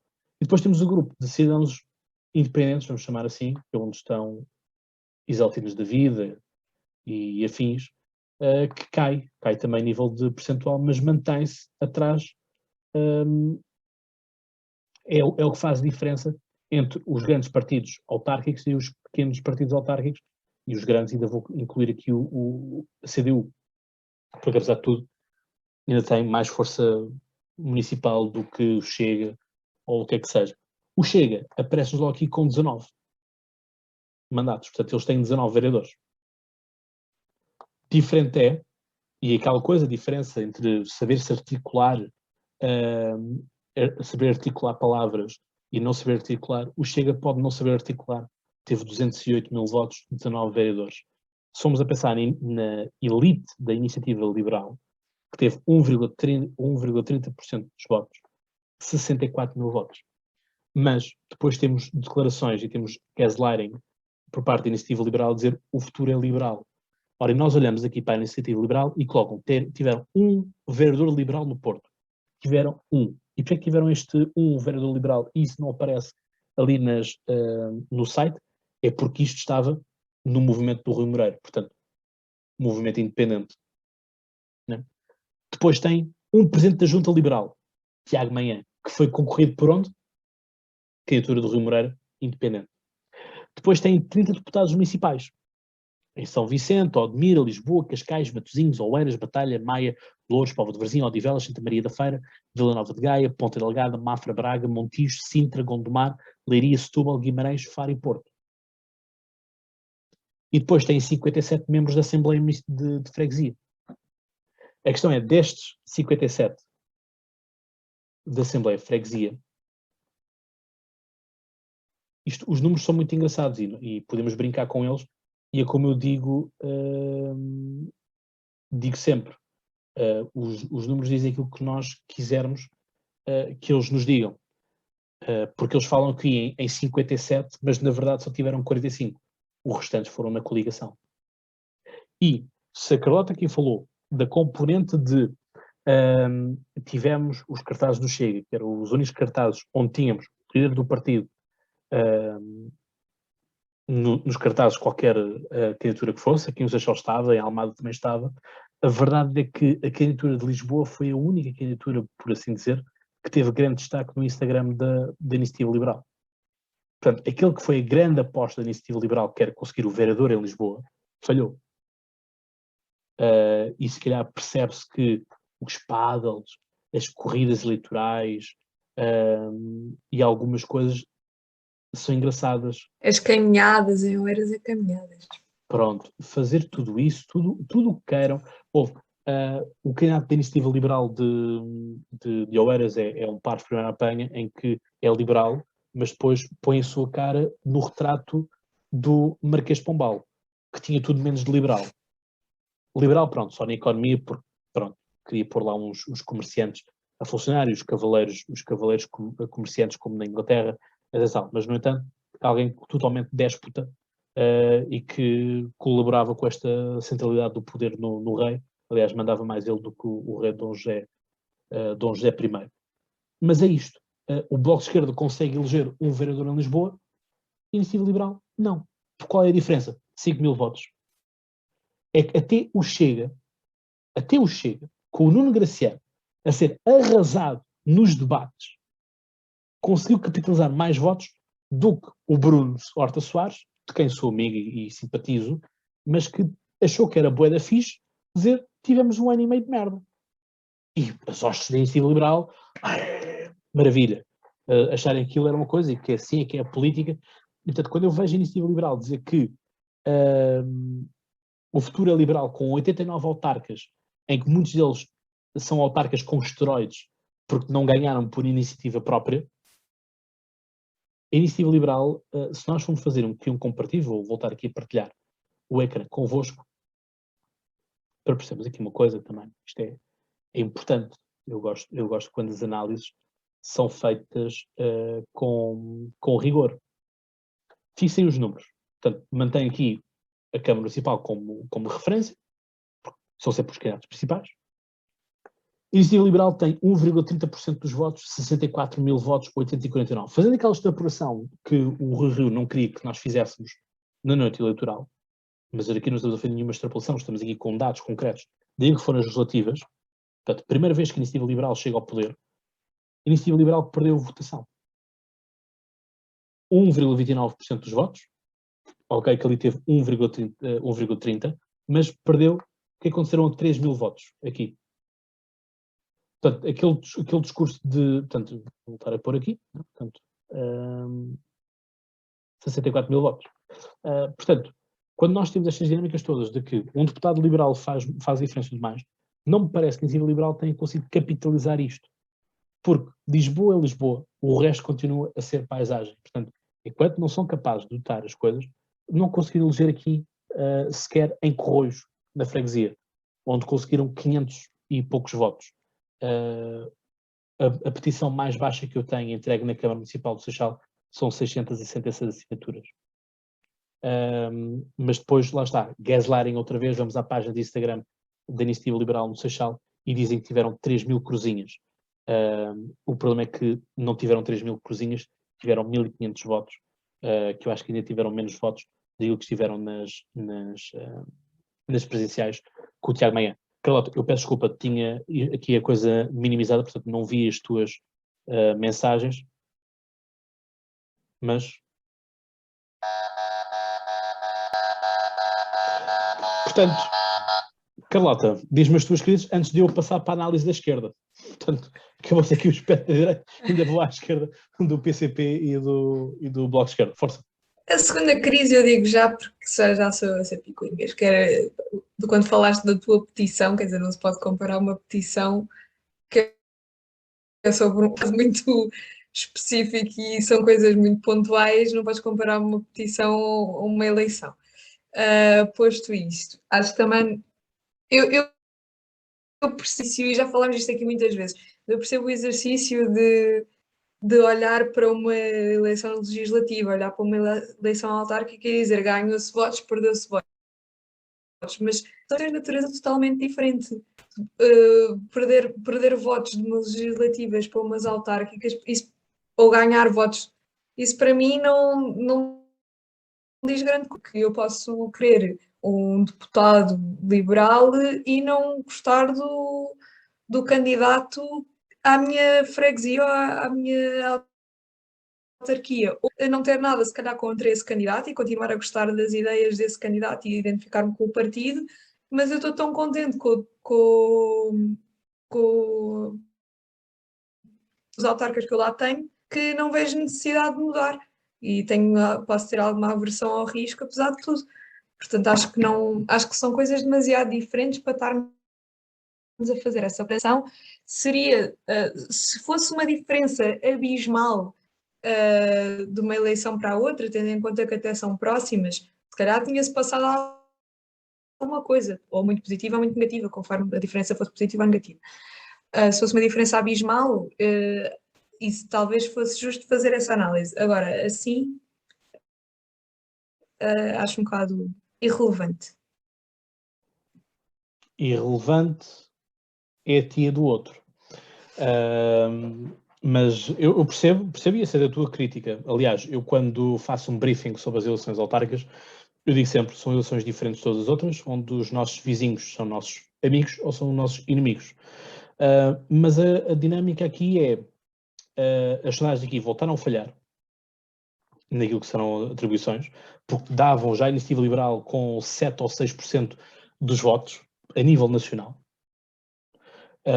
E depois onde é que isso está materializado? O meu ponto é esse. E 3 mil votos na Iniciativa Liberal, de uma eleição para outra, é muito voto. É muito voto mesmo. Do mesmo para o Bloco de Esquerda e para um PCP. Claro que sim, mas acho que continuo a achar que estamos Porque a não te comparar esqueças, coisas porque não te incomparáveis. esqueças. Tá bem, então não estamos a comparar, mas então vamos comparar com a retórica do partido. O meu ponto é este, não é, eu não Tá estou a bem. comparar só comigo próprio. É que nós não podemos esquecer-nos da onda liberal que foi com o Tiago Maia. Não é? Portanto, aí não é uma eleição com partido, mas é o partido que faz a onda liberal. Entendes? Eu só faço isto quando as pessoas querem juntar tudo. Então, se as pessoas dão argumentos para juntar tudo, então eu jogo com as regras do jogo que me dão. E as regras são estas. Mas, portanto, acho que a Iniciativa Liberal, eu esperava mais da Iniciativa Liberal, confesso. Achava que o Bruno Horta Soares podia ser eleito vereador em Lisboa. Enfim, não foi. Vamos ver agora o que é que os deputados liberais vão fazer quanto a isso. Qual vai ser a sua prestação, o que é que eles realmente vão mudar, porque quem vê as campanhas do PAN, da Iniciativa Liberal, do Bloco, Cláudio, do Partido deixa-me só Comunista, dar aqui parece que são os um super-homens apontamento. que fazem tudo em par de botas. Força, Manuel. Deixa-me só dar aqui uma linha, que é, eu acho que uma linha de pensamento também pode ser válida, que é, eu acho que é mais fácil vender um sonho populista do que um sonho liberal. E daí a votação ser mais expressiva num partido que é de protesto do que num partido que é ideológico. As pessoas não estão habituadas a ter grandes debates ideológicos. Eu estou aqui a ser um bocadinho de juiz em causa própria, eu sei. Eu acho que fazes muito bem em bater em toda a gente, porque toda a gente merece, de alguma forma, para acordar para as diversas realidades, que eu sei que é isso que, no fundo estás a tentar fazer, é abram os olhos e façam alguma coisa diferente, e com isso eu concordo, acho que sim. Agora, eu acho que é mais fácil, por incrível que pareça, é mais fácil votar no André Ventura do que é no Coutinho de Figueiredo. Então, o João Coutinho de Figueiredo tem que ser mais inteligente nas suas questões, porque a linha da Iniciativa Liberal é sempre a força das ideias e não a força das pessoas. Ou seja, não quer individualidades. É a força das ideias. A ideia liberal será mais forte sempre do que a ideia de uma pessoa, o carisma de uma outra pessoa. Acho que ele está mais apostado no long run. Acho que está apostado mais no long run do que então, na Eles decisão não que vai são os haver da Frank Chega. Underwoods da vida Não sabe. de todo, e ainda bem. Então, vamos esperar pelas eleições de Não é 2000. todo custo. Assim, eu espero que pelo menos o Polititank e o podcast Gabinete de Crise também dure até pelo menos 2023, até às relativas de 2023, que cheguemos lá e que possamos ver onde é que está essa long run. Ouçam, se tivermos mais votos Eu acho que é uma long run ainda mais longa do que essa. Mas espero que já então vamos se vejam resultados. Então vamos ser o Bloco de Esquerda? Sim. É tipo, o futuro é o Bloco de Esquerda. Sim, mas eu acho que sim. O Bloco de Esquerda não passa dos 10%, então se é isso que querem. Mas eu acho que está a ir um bocado pelo mesmo caminho.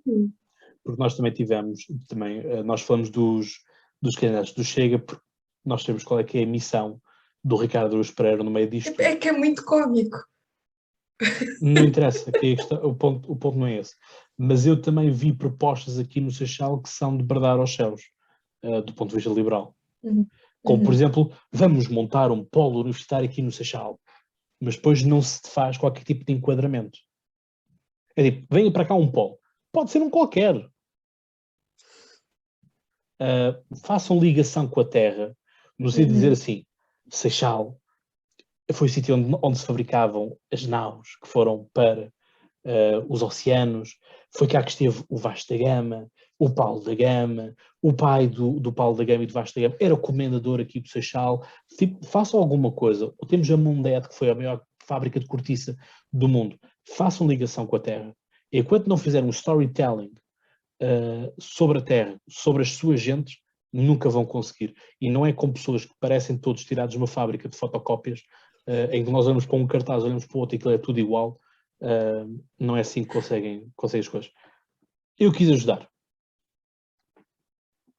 E, portanto, recado está dado também. Ora, Isto também é só recados também. É só assim. post-its no computador.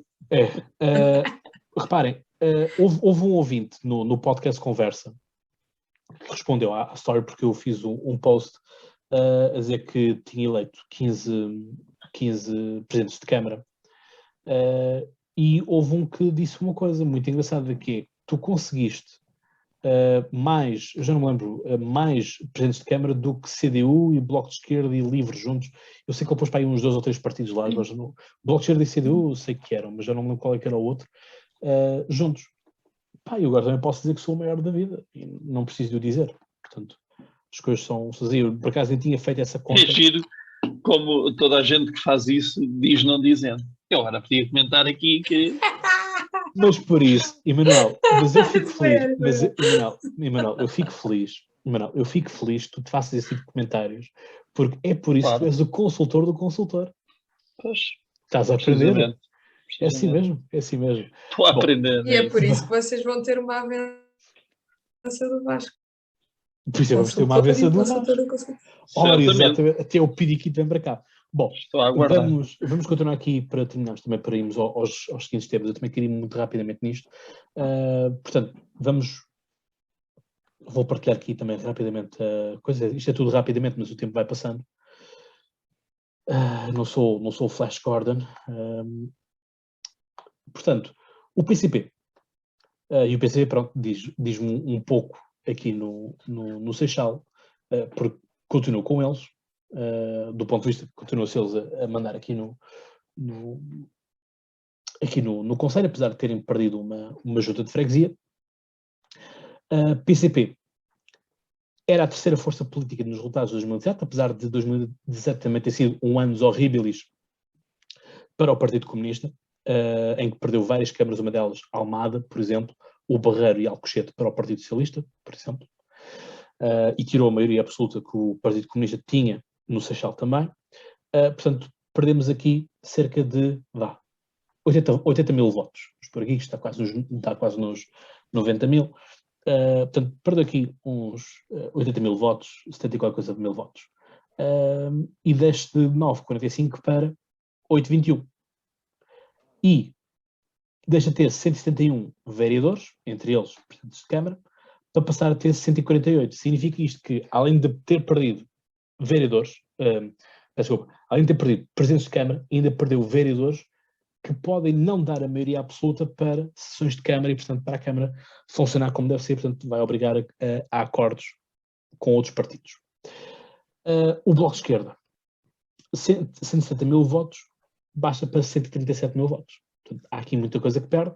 Tinha 12 vereadores, ficou apenas com 4, sendo que perdeu, por exemplo, se eu não estou enganado, mas também vou fazer aqui uma pesquisa muito, muito rápida, acho que perdeu a Joana Mortágua em Almada. Portanto, que era vereadora em Almada e já não o é. Portanto, vamos ver aqui muito rapidamente. Para Seixal Almada. Afinal, mantém. Tinha ideia que tinha perdido, mas não, afinal manteve-se. Peço desculpa então, pensava que era aqui que tinha acontecido, mas afinal não. Ainda assim, vemos aqui o Chega com 3.980 votos, o PAN com 1.617, Iniciativa Liberal em último com 1.391. No Seixal, a Iniciativa Liberal só não fica em último porque existia aqui uma candidatura parva, que era Seixal às direitas, por um homem que tinha vindo do PS, e que queria, uma das propostas era pôr um casino no Seixal, porque um casino no Seixal iria atrair muitos postos de trabalho, não sei o que mais. Portanto, acho que sim, acho que é uma coisa interessante. Portanto, aqui temos a CDU com 5 vereadores 4 vereadores do PS, PSD 1, o Chega conseguiu ter um vereador aqui no Seixal, com 5.022 votos, e aqui temos a tal coligação de Seixal às direitas, e como eu disse, a Iniciativa Liberal no Seixal perdeu aqui basicamente 400 votos, deixaram de estar aqui face às eleições presidenciais do Tiago Maia.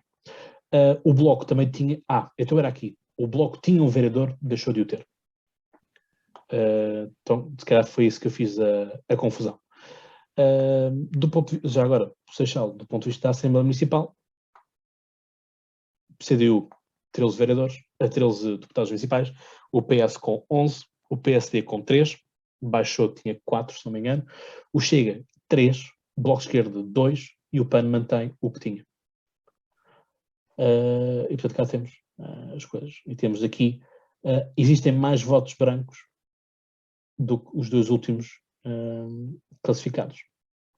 E por pouco quase que existem mais nulos do que o último classificado. Portanto, eu acho que existem muitas ilações a termos daqui.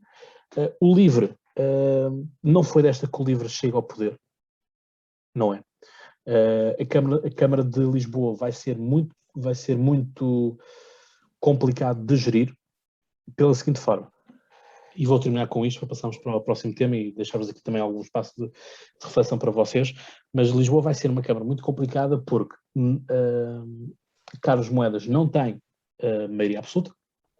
O Bloco de Esquerda, Catarina Martins, e nós dissemos isto no direto, ela disse, vocês conhecem o Bloco de Esquerda, portanto, o Bloco de Esquerda não faz acordos com a direita, exceto quando foi para chumbar o PEC 4 e mandar José Sócrates abaixo, e assim fazer vir a Troika. Mas pronto, o Bloco de Esquerda sempre foi a muleta da direita e há de ser. E o PCP disse que ainda nada está garantido. Ora, nós sabemos que existe uma coligação muito conhecida em Portugal, que é a coligação Vodka Laranja, portanto, que é PSD com a CDU, muitas vezes acontece assim, PSD a apoiar executivos da CDU a apoiar executivos do PSD, e já há vozes dentro do Partido Socialista que dizem que a facção de Medina deve ser cooperante em algumas questões com o Carlos Moedas em nome da cidade. A questão é esta, é que neste momento Carlos Moedas não é presidente dos laranjas e dos azuis. Carlos Moedas é presidente de toda a Câmara de Lisboa e de todos os lisboetas. Agora, se os lisboetas se revêem nele ou não, isso é outra questão.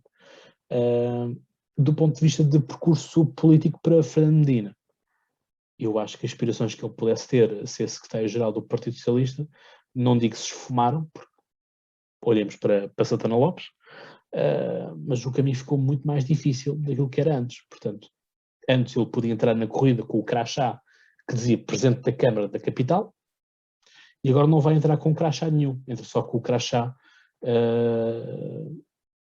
que é colado com cuspo, que diz Delfim do António Costa.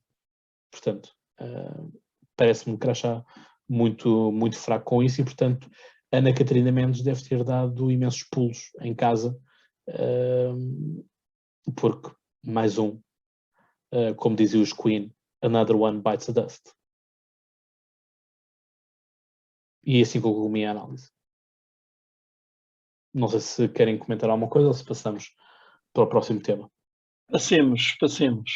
Pronto, Emanuel, eu se calhar passava-te este tema a ti, porque já que falaste do João Berardo, falaste e falámos, não é? Falámos do João Berardo e falámos do Luís Filipe Vieira, que os dois ficaram presos preventivamente, com uma caução para pagar. Lembram-se? Ora, o João Renda deve estar a gozar o prato, que é do estilo amadores. Ficaram aí presos e eu estou neste momento no Belize, segundo aquilo que se diz. Não é? Portanto, como é que alguém... Qual é que é o critério para uns terem perigo de fuga e outros não terem perigo de fuga? É um pouco isto, não é? Eu acho que isto... Sobretudo quando esses uns declararam abertamente que iam fugir.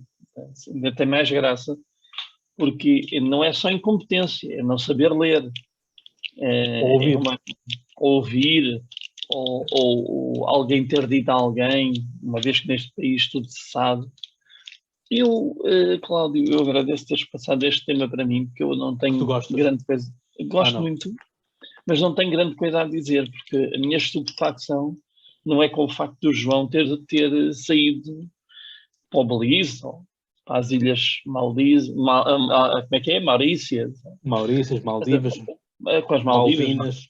Tens as Não, duas. não, Maldivas pois. e Seychelles e Fis. as Seychelles. As Seychelles. Bom, pelo menos Indonésia, essas, que também não tens tradição. enfim, E mesmo não o temos. João Rendeiro, há uns tempos, também esteve na República Dominicana, que também não tem extradição para Portugal. Mesmo não tendo extradição, e há uma tradição de acordos internacionais que pode levar o país a garantir a extradição na mesma. Portanto, não é por aí que o João Rendeiro podia se safar. Agora, que a verdade... Está o Júlio. Que a verdade é que, mais uma vez, tens que parar de fazer isso, senão não vou conseguir. Que é verdade que a justiça portuguesa, mais uma vez, não deixou os seus créditos por mãos alheias, ou seja, provou mais uma vez toda a sua incompetência do edifício jurídico, acompanhada com este pequeno amuse-bouche que é termos o senhor João Rendeiro, ex-presidente dos maiores buracos. Aquilo realmente tinha que dar buraco, ele ter tanto dinheiro escondido. Ele tinha que estar em algum sítio. E nós estamos aqui todos a rir, e eu agora até usei uma expressão francófona para grande leite do líder, que é para não chorar, porque realmente isto é ridículo. Mais uma vez, estamos apostados em não defender os direitos das pessoas que foram roubadas por este senhor. E quando eu digo roubadas, estou a dizer roubadas porque ele já tem sentenças transitadas em julgado, das quais esperam a sua comparência. Então, vamos ver se ele segue o exemplo do amigo, que diz que se vai entregar, vamos ver. Diz que fugir a um ato de cobardia. Vou usar outra vez a expressão que usei há bocadinho. No shit, Sherlock. E que eu acho que... Mas não é resistência? Ele não disse que fugir era resistência? O amigo, não. Talvez o João o Rendeiro amigo, tenha... desculpa. Não. Será que ele também é um banqueiro negacionista, já que está a resistir ao Estado? Não sei se é negacionista, mas é claramente contra o sistema, isso é. Próxima capa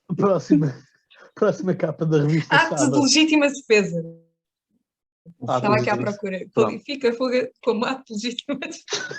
Exatamente. Porque o pai está a debater-lhe, mas a capa da revista Sábado na próxima semana é a história do Rendazinhas. Portanto, não é Rendeiros, vai ser Rendazinhas. Ele é um liberal. O banqueiro Serei pela minha libertário. liberdade. O banqueiro libertário. Vigarista. Negacionista. Força. Negacionista do sistema judicial, sim. A não ser que ele ache no seu profundo do seu ser que não tem nenhuma culpa e, portanto, isto é tudo muito injusto. Que eu acho que é o que ele acha. Sinto-me injustiçado pela justiça do meu país. Tentarei as instâncias internacionais e avaliem o modo como tudo se passou em Portugal. Exatamente. É exatamente isso que estás a dizer. Pronto, obrigado, João, por concordares com o meu pensamento. Não tem mais nada para dizer, Cláudio, força. Carlota, diz-me só uma coisa. Tu leste mesmo declarações do João Rendeiro ou leste declarações do João Vale Azevedo? Estou a ler aqui no Expresso. O João Rendeiro. É que eu posso ser um bocadinho não, porque deve ser do nome. Mas assim, os grandes artistas chama-se João. Não, roubam a obra uns aos outros. Acho que era o Picasso que dizia. Os grandes artistas roubam. Tens que ir buscar a inspiração e a técnica aos mestres. Picasso, que faz anos no meu dia de anos. Ninguém, Só Não foi para... feita senhor. Bem. Mas é isso, é preciso ir buscar aos mestres. Ninguém anda aqui a inventar a roda. Mas o problema é mesmo esse, Carlota, é que eles nem sequer são originais. É cansativo. Mas força, Carlota, chuta Não aí. força nada, o que é que eu vou dizer mais além de estar aqui a ler as previsões que o senhor disse e a rir para não chorar, como tu puseste muito bem. É isso. O que há para fazer mais e para dizer mais? Não. Eu acho que isto, do ponto de vista da justiça, é mais uma falha. A propósito, o André Ventura já disse alguma coisa sobre isto? Comentou algo sobre isto? Eu não recebo a newsletter Mas dele, o não tenho rendeiro é Twitter, cigano? portanto não sei. Não é? Ai, Não é roubou o cigano. Estado! Ai. olha que não sei. Não sei, olha que Bolas, caraças. deve ser primo do terror. Do ciclone. O ciclone de terror. Bem, não sou espero que ninguém vai para as caixas de comentários a chamar-me já de xenófobo. Não vale a pena, não vale a pena, que isto é tudo a brincar. Mas é um pouco isto de... É ridículo, não é? Eu acho que nós temos que gozar com isto, porque é mau demais. É algo que eu pessoalmente não consigo compreender como é que tudo isto se processa, como é que nós somos vigorizados com isto tudo. Não é mesmo isso? Mas se tu deveres 20 euros às finanças, É o fim do mundo, já te vão penhorar a podes casa. crer que os vais pagar. Estejas onde estiveres. E com imensos juros.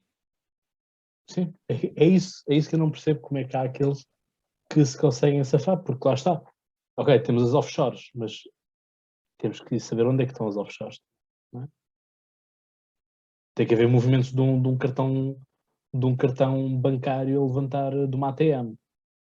Eu não acredito que o João Render traga trolleys com o dinheiro. Isto não é como se vamos para Luanda. Olha que já encontraram um envelope com 136 notas de 500 euros. Onde? Não sei, isso agora... É que eu, por acaso, acho que perdi um. Está nos perdidos e achados do hotel. Está nos olivais. Está nos olivais. Então tenho que ir lá, porque eu acho que falta-me aqui um envelope desses. Mas é isto, é triste esta realidade. Não comentamos então mais nada sobre isto, passamos ao próximo tema. Esta semana é uma semana bastante longa, em que tivemos o alvoroço. Eu estava no hospital, Garcia de Horta, e as notícias que estavam a passar nos rodapés era: Marcelo está reunido, Marcelo terá a última palavra sobre a questão do Gouveia e Melo. Vieram quase todas as patentes militares a dizer que não fazia sentido o Calado, como é que era? Qual coisa Calado, peço desculpa, o chefe de Estado-Maior, ser exonerado porque tinha sido reconduzido no início deste ano. Quem teve a ideia de tudo isto? O nosso Primeiro-Ministro, não é? Portanto, o nosso Primeiro-Ministro foi para o Instagram, que ele agora também gosta muito do Instagram, e escreveu o seguinte na sua conta como Primeiro-Ministro. Portanto, não é, ele tem duas contas, que é o António Costa PM e o António Costa PS. E na sua conta na sua conta peço desculpa, estou um pouco cansado, vem aqui basicamente desfazer-se em elogios ao Gouveia e Melo, não é? Portanto, aqui todas as suas fotografias com o vice-almirante Gouveia e Melo, portanto, e com, obviamente, a ministra Marta Temido e tudo mais, portanto. E, portanto, é assim, portanto, two-man shows, né? Portanto, que temos no meio de tudo isto. Mas lá, isto obviamente foi ideia de António Costa. Para quê? Perdeu as eleições, do ponto de vista de câmaras importantes, perdeu as eleições, mas continua a ser o partido com o maior número de câmaras municipais, e portanto é do estilo, toca cá recapitalizar aqui alguns votos, e portanto tal como nós fizemos com o Ministro da Saúde, em que lhe demos o cartão do Partido Socialista, a ver se a gente também consegue fazer isso com o Gouveia e Mel. Portanto, usamos o nome dele, que tem charme, e portanto, eu acho que é alguém que... Eu acho que até os negacionistas devem ter dificuldade de o conseguir criticar, porque eu acho que foi um homem, de facto, muito importante ter aparecido no meio de todo este processo, porque começámos com um boy do Partido Socialista, que até durante os briefings dava ao luxo de comentar as presenciais e, portanto, de atacar candidatos presidenciais. Leia-se André Ventura, sendo que ele era um mandatário do Bloco de Esquerda, um boy do PS, mas mandatário da criatura do Bloco de Esquerda, Marisa Matias. Mas não está, quer dizer, eu acho que não é nada disto que o Gouveia e Mel quer, ou então sequer conseguimos enganar muito bem com esta postura, porque eu recordo-me de um excerto que a Comunidade de Cultura e Arte partilhou no Instagram, da sua entrevista do Gouveia e Mel, em que dizia as pessoas que se acham importantes deviam de ir aos cemitérios ler as placas, e basicamente todos nós morremos. Esta é a ideia que fica dessa entrevista. E é um pouco isto. Carlota. Isto mete-me nojo. Eu estou aqui a tentar controlar-me para não vomitar, porque esta atitude do Primeiro-Ministro é exatamente aquilo que tu disseste, é mesmo para tentar capitalizar votos e colar-se à imagem de uma pessoa que, ainda bem que tu falaste do boy, não foi a sua primeira escolha. Acho muito, acho nojento, além de tudo o resto ser nojento, acho nojento agora tentar colar-se à imagem da pessoa que seria a escolha óbvia, porque nos países onde a vacinação começou logo a correr bem foi porque estava nas mãos das Forças Armadas, porque realmente são quem tem a preparação para lidar com grandes operações logísticas, portanto seria a escolha lógica. Mas a escolha lógica do PS é sempre um boy do PS. E vir agora, no fim do jogo, tentar colar-se à imagem do Gouveia e Mel, que fez um excelente trabalho, é nojento. E depois há outra coisa que eu sei, sem desvalorizar, porque não há nada para desvalorizar, esta coisa de fazerem do senhor um grande herói e uma pessoa muito importante, como ele próprio disse, que não se acha importante e muito bem. Embora tenha imensa importância no trabalho que fez, só mostra como nós estamos pouco habituados à competência. Estamos muito pouco habituados à competência e isso deixa-me encanita cada vez que vejo as pessoas a falar do senhor como se ele fosse o super-homem, quando é uma pessoa que fez o seu trabalho. É um trabalho difícil, ele fez muitíssimo bem, fez isso, mas isso devia ser encarado com naturalidade, de reconhecer o mérito, de dar a palmadinha nas costas, o aplausinho, sim senhor, mas encarado com naturalidade. É suposto as pessoas desempenharem os seus cargos com competência, mais ainda quando são cargos importantes e altos cargos.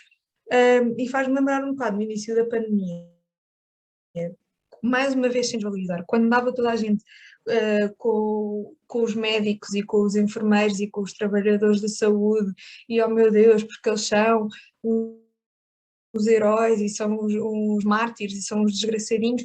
São os heróis e são os mártires e são os desgraçadinhos porquê? Porque não têm condições para trabalhar como deve ser, porque se tivessem seriam simplesmente pessoas que estavam a fazer o seu trabalho. E isto sem desvalorizar o trabalho que eles fazem, porque é um trabalho importantíssimo, é um trabalho dificílimo, por algum motivo se demora muito e leva muitos anos e muito trabalho e muito estudo a chegar àquela profissão ou àquelas profissões, mas acho que temos que encarar com um bocadinho mais naturalidade o facto das pessoas desempenharem as suas funções com competência, e o facto de não o fazermos é sintomático.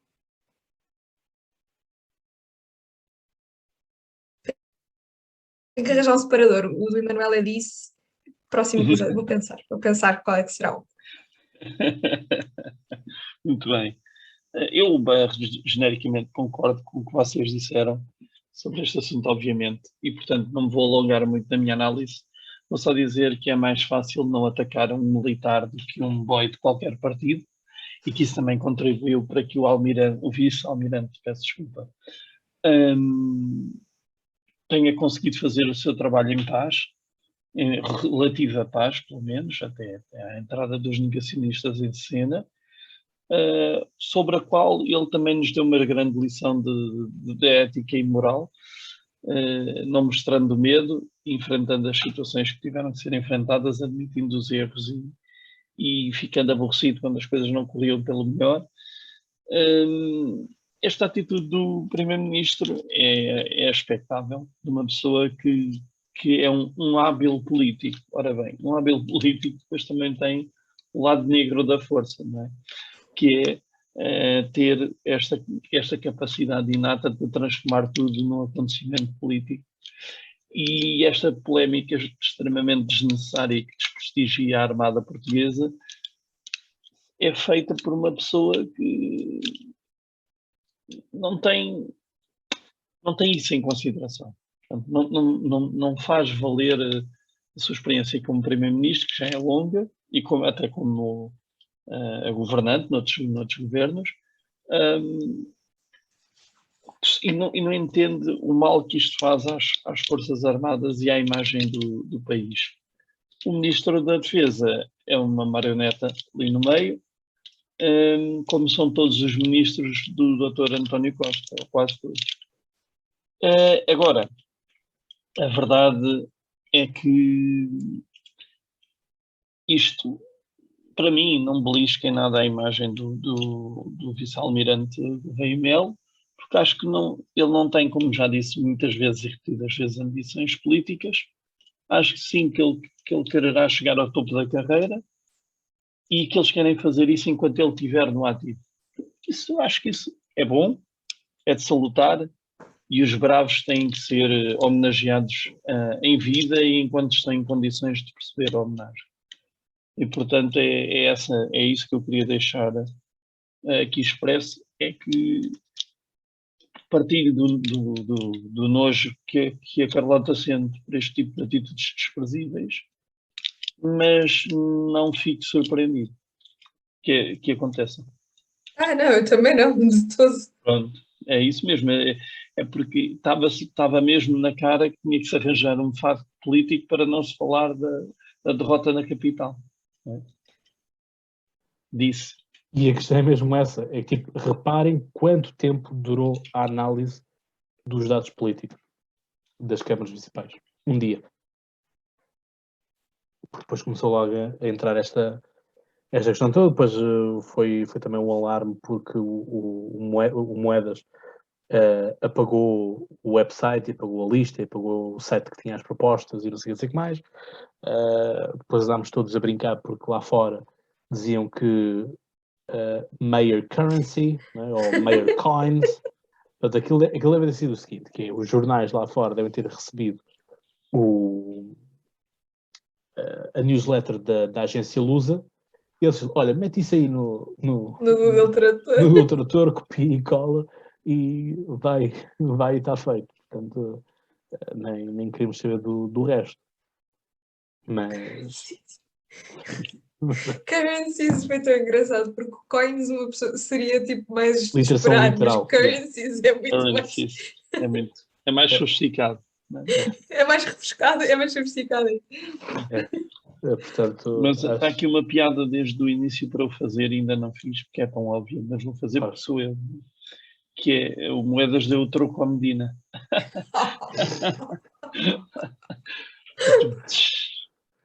Sim, quando Medina supostamente tinha 46% dos votos e o Moedas ia ter 28%. O chamado efeito temos pena. Exato. E isto pronto, só mesmo para fechar ainda uma parte que eu tinha deixado, e ainda bem que falas disso, que é, há duas pessoas que reclamaram vitória e eu acho que não têm direito a saborear a vitória.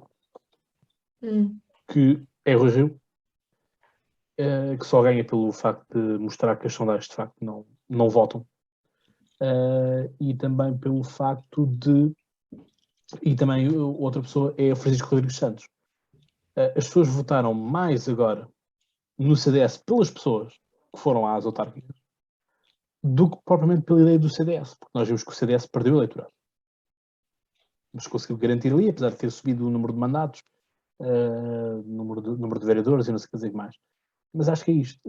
Como eu escrevi na análise do podcast Conversa, o CDS ganhou um balão de oxigênio. Agora, não achem, não pensem que é uma botija de oxigênio que dá para ir ao Titanic e voltar.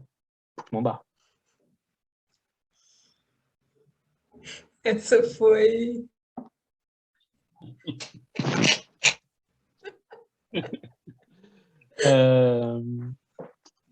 Pronto, é isso. Portanto, chegamos assim ao final de mais um episódio. Acho que não há mais nada que vocês queiram dizer. Posso fazer de youtuber só? Força. Portanto, deixem like, comentem, partilhem. Vão ao nosso site www.polititank.pt e vejam lá os excelentes artigos de opinião que ainda não foram atualizados desde há 3.594 anos, mas continuam disponíveis para a vossa leitura. Sejam apoiantes do Polititank e marquem o Polititank em todas as publicações que acharem relevantes no Instagram e utilizem o @Polititank, tá bom? Tchau. É isso. E portanto, já sabem, com os hashtags. Olha, o Presidente da Junta, eu acho que o António Costa tem sido um bom, excelente Presidente da Junta desta semana. Acho que seria a segunda vez que ia à chapa, se não me engano. Acho que já foi uma vez. Eu votava pelo sair da casa, já. E portanto é um pouco isto. Portanto, já sabem, sempre que virem uma notícia que não é verdadeiramente verdadeira, passo o pleonasmo, marquem também para o nosso hashtag Ministério da Verdade. Portanto, nós andamos por aí. E já sabem, o episódio 25 está concluído, vamos para o 26 na próxima semana. E portanto, como eu digo, e vocês já vão sabendo de cor, pensem muito e boas crises. Um abraço.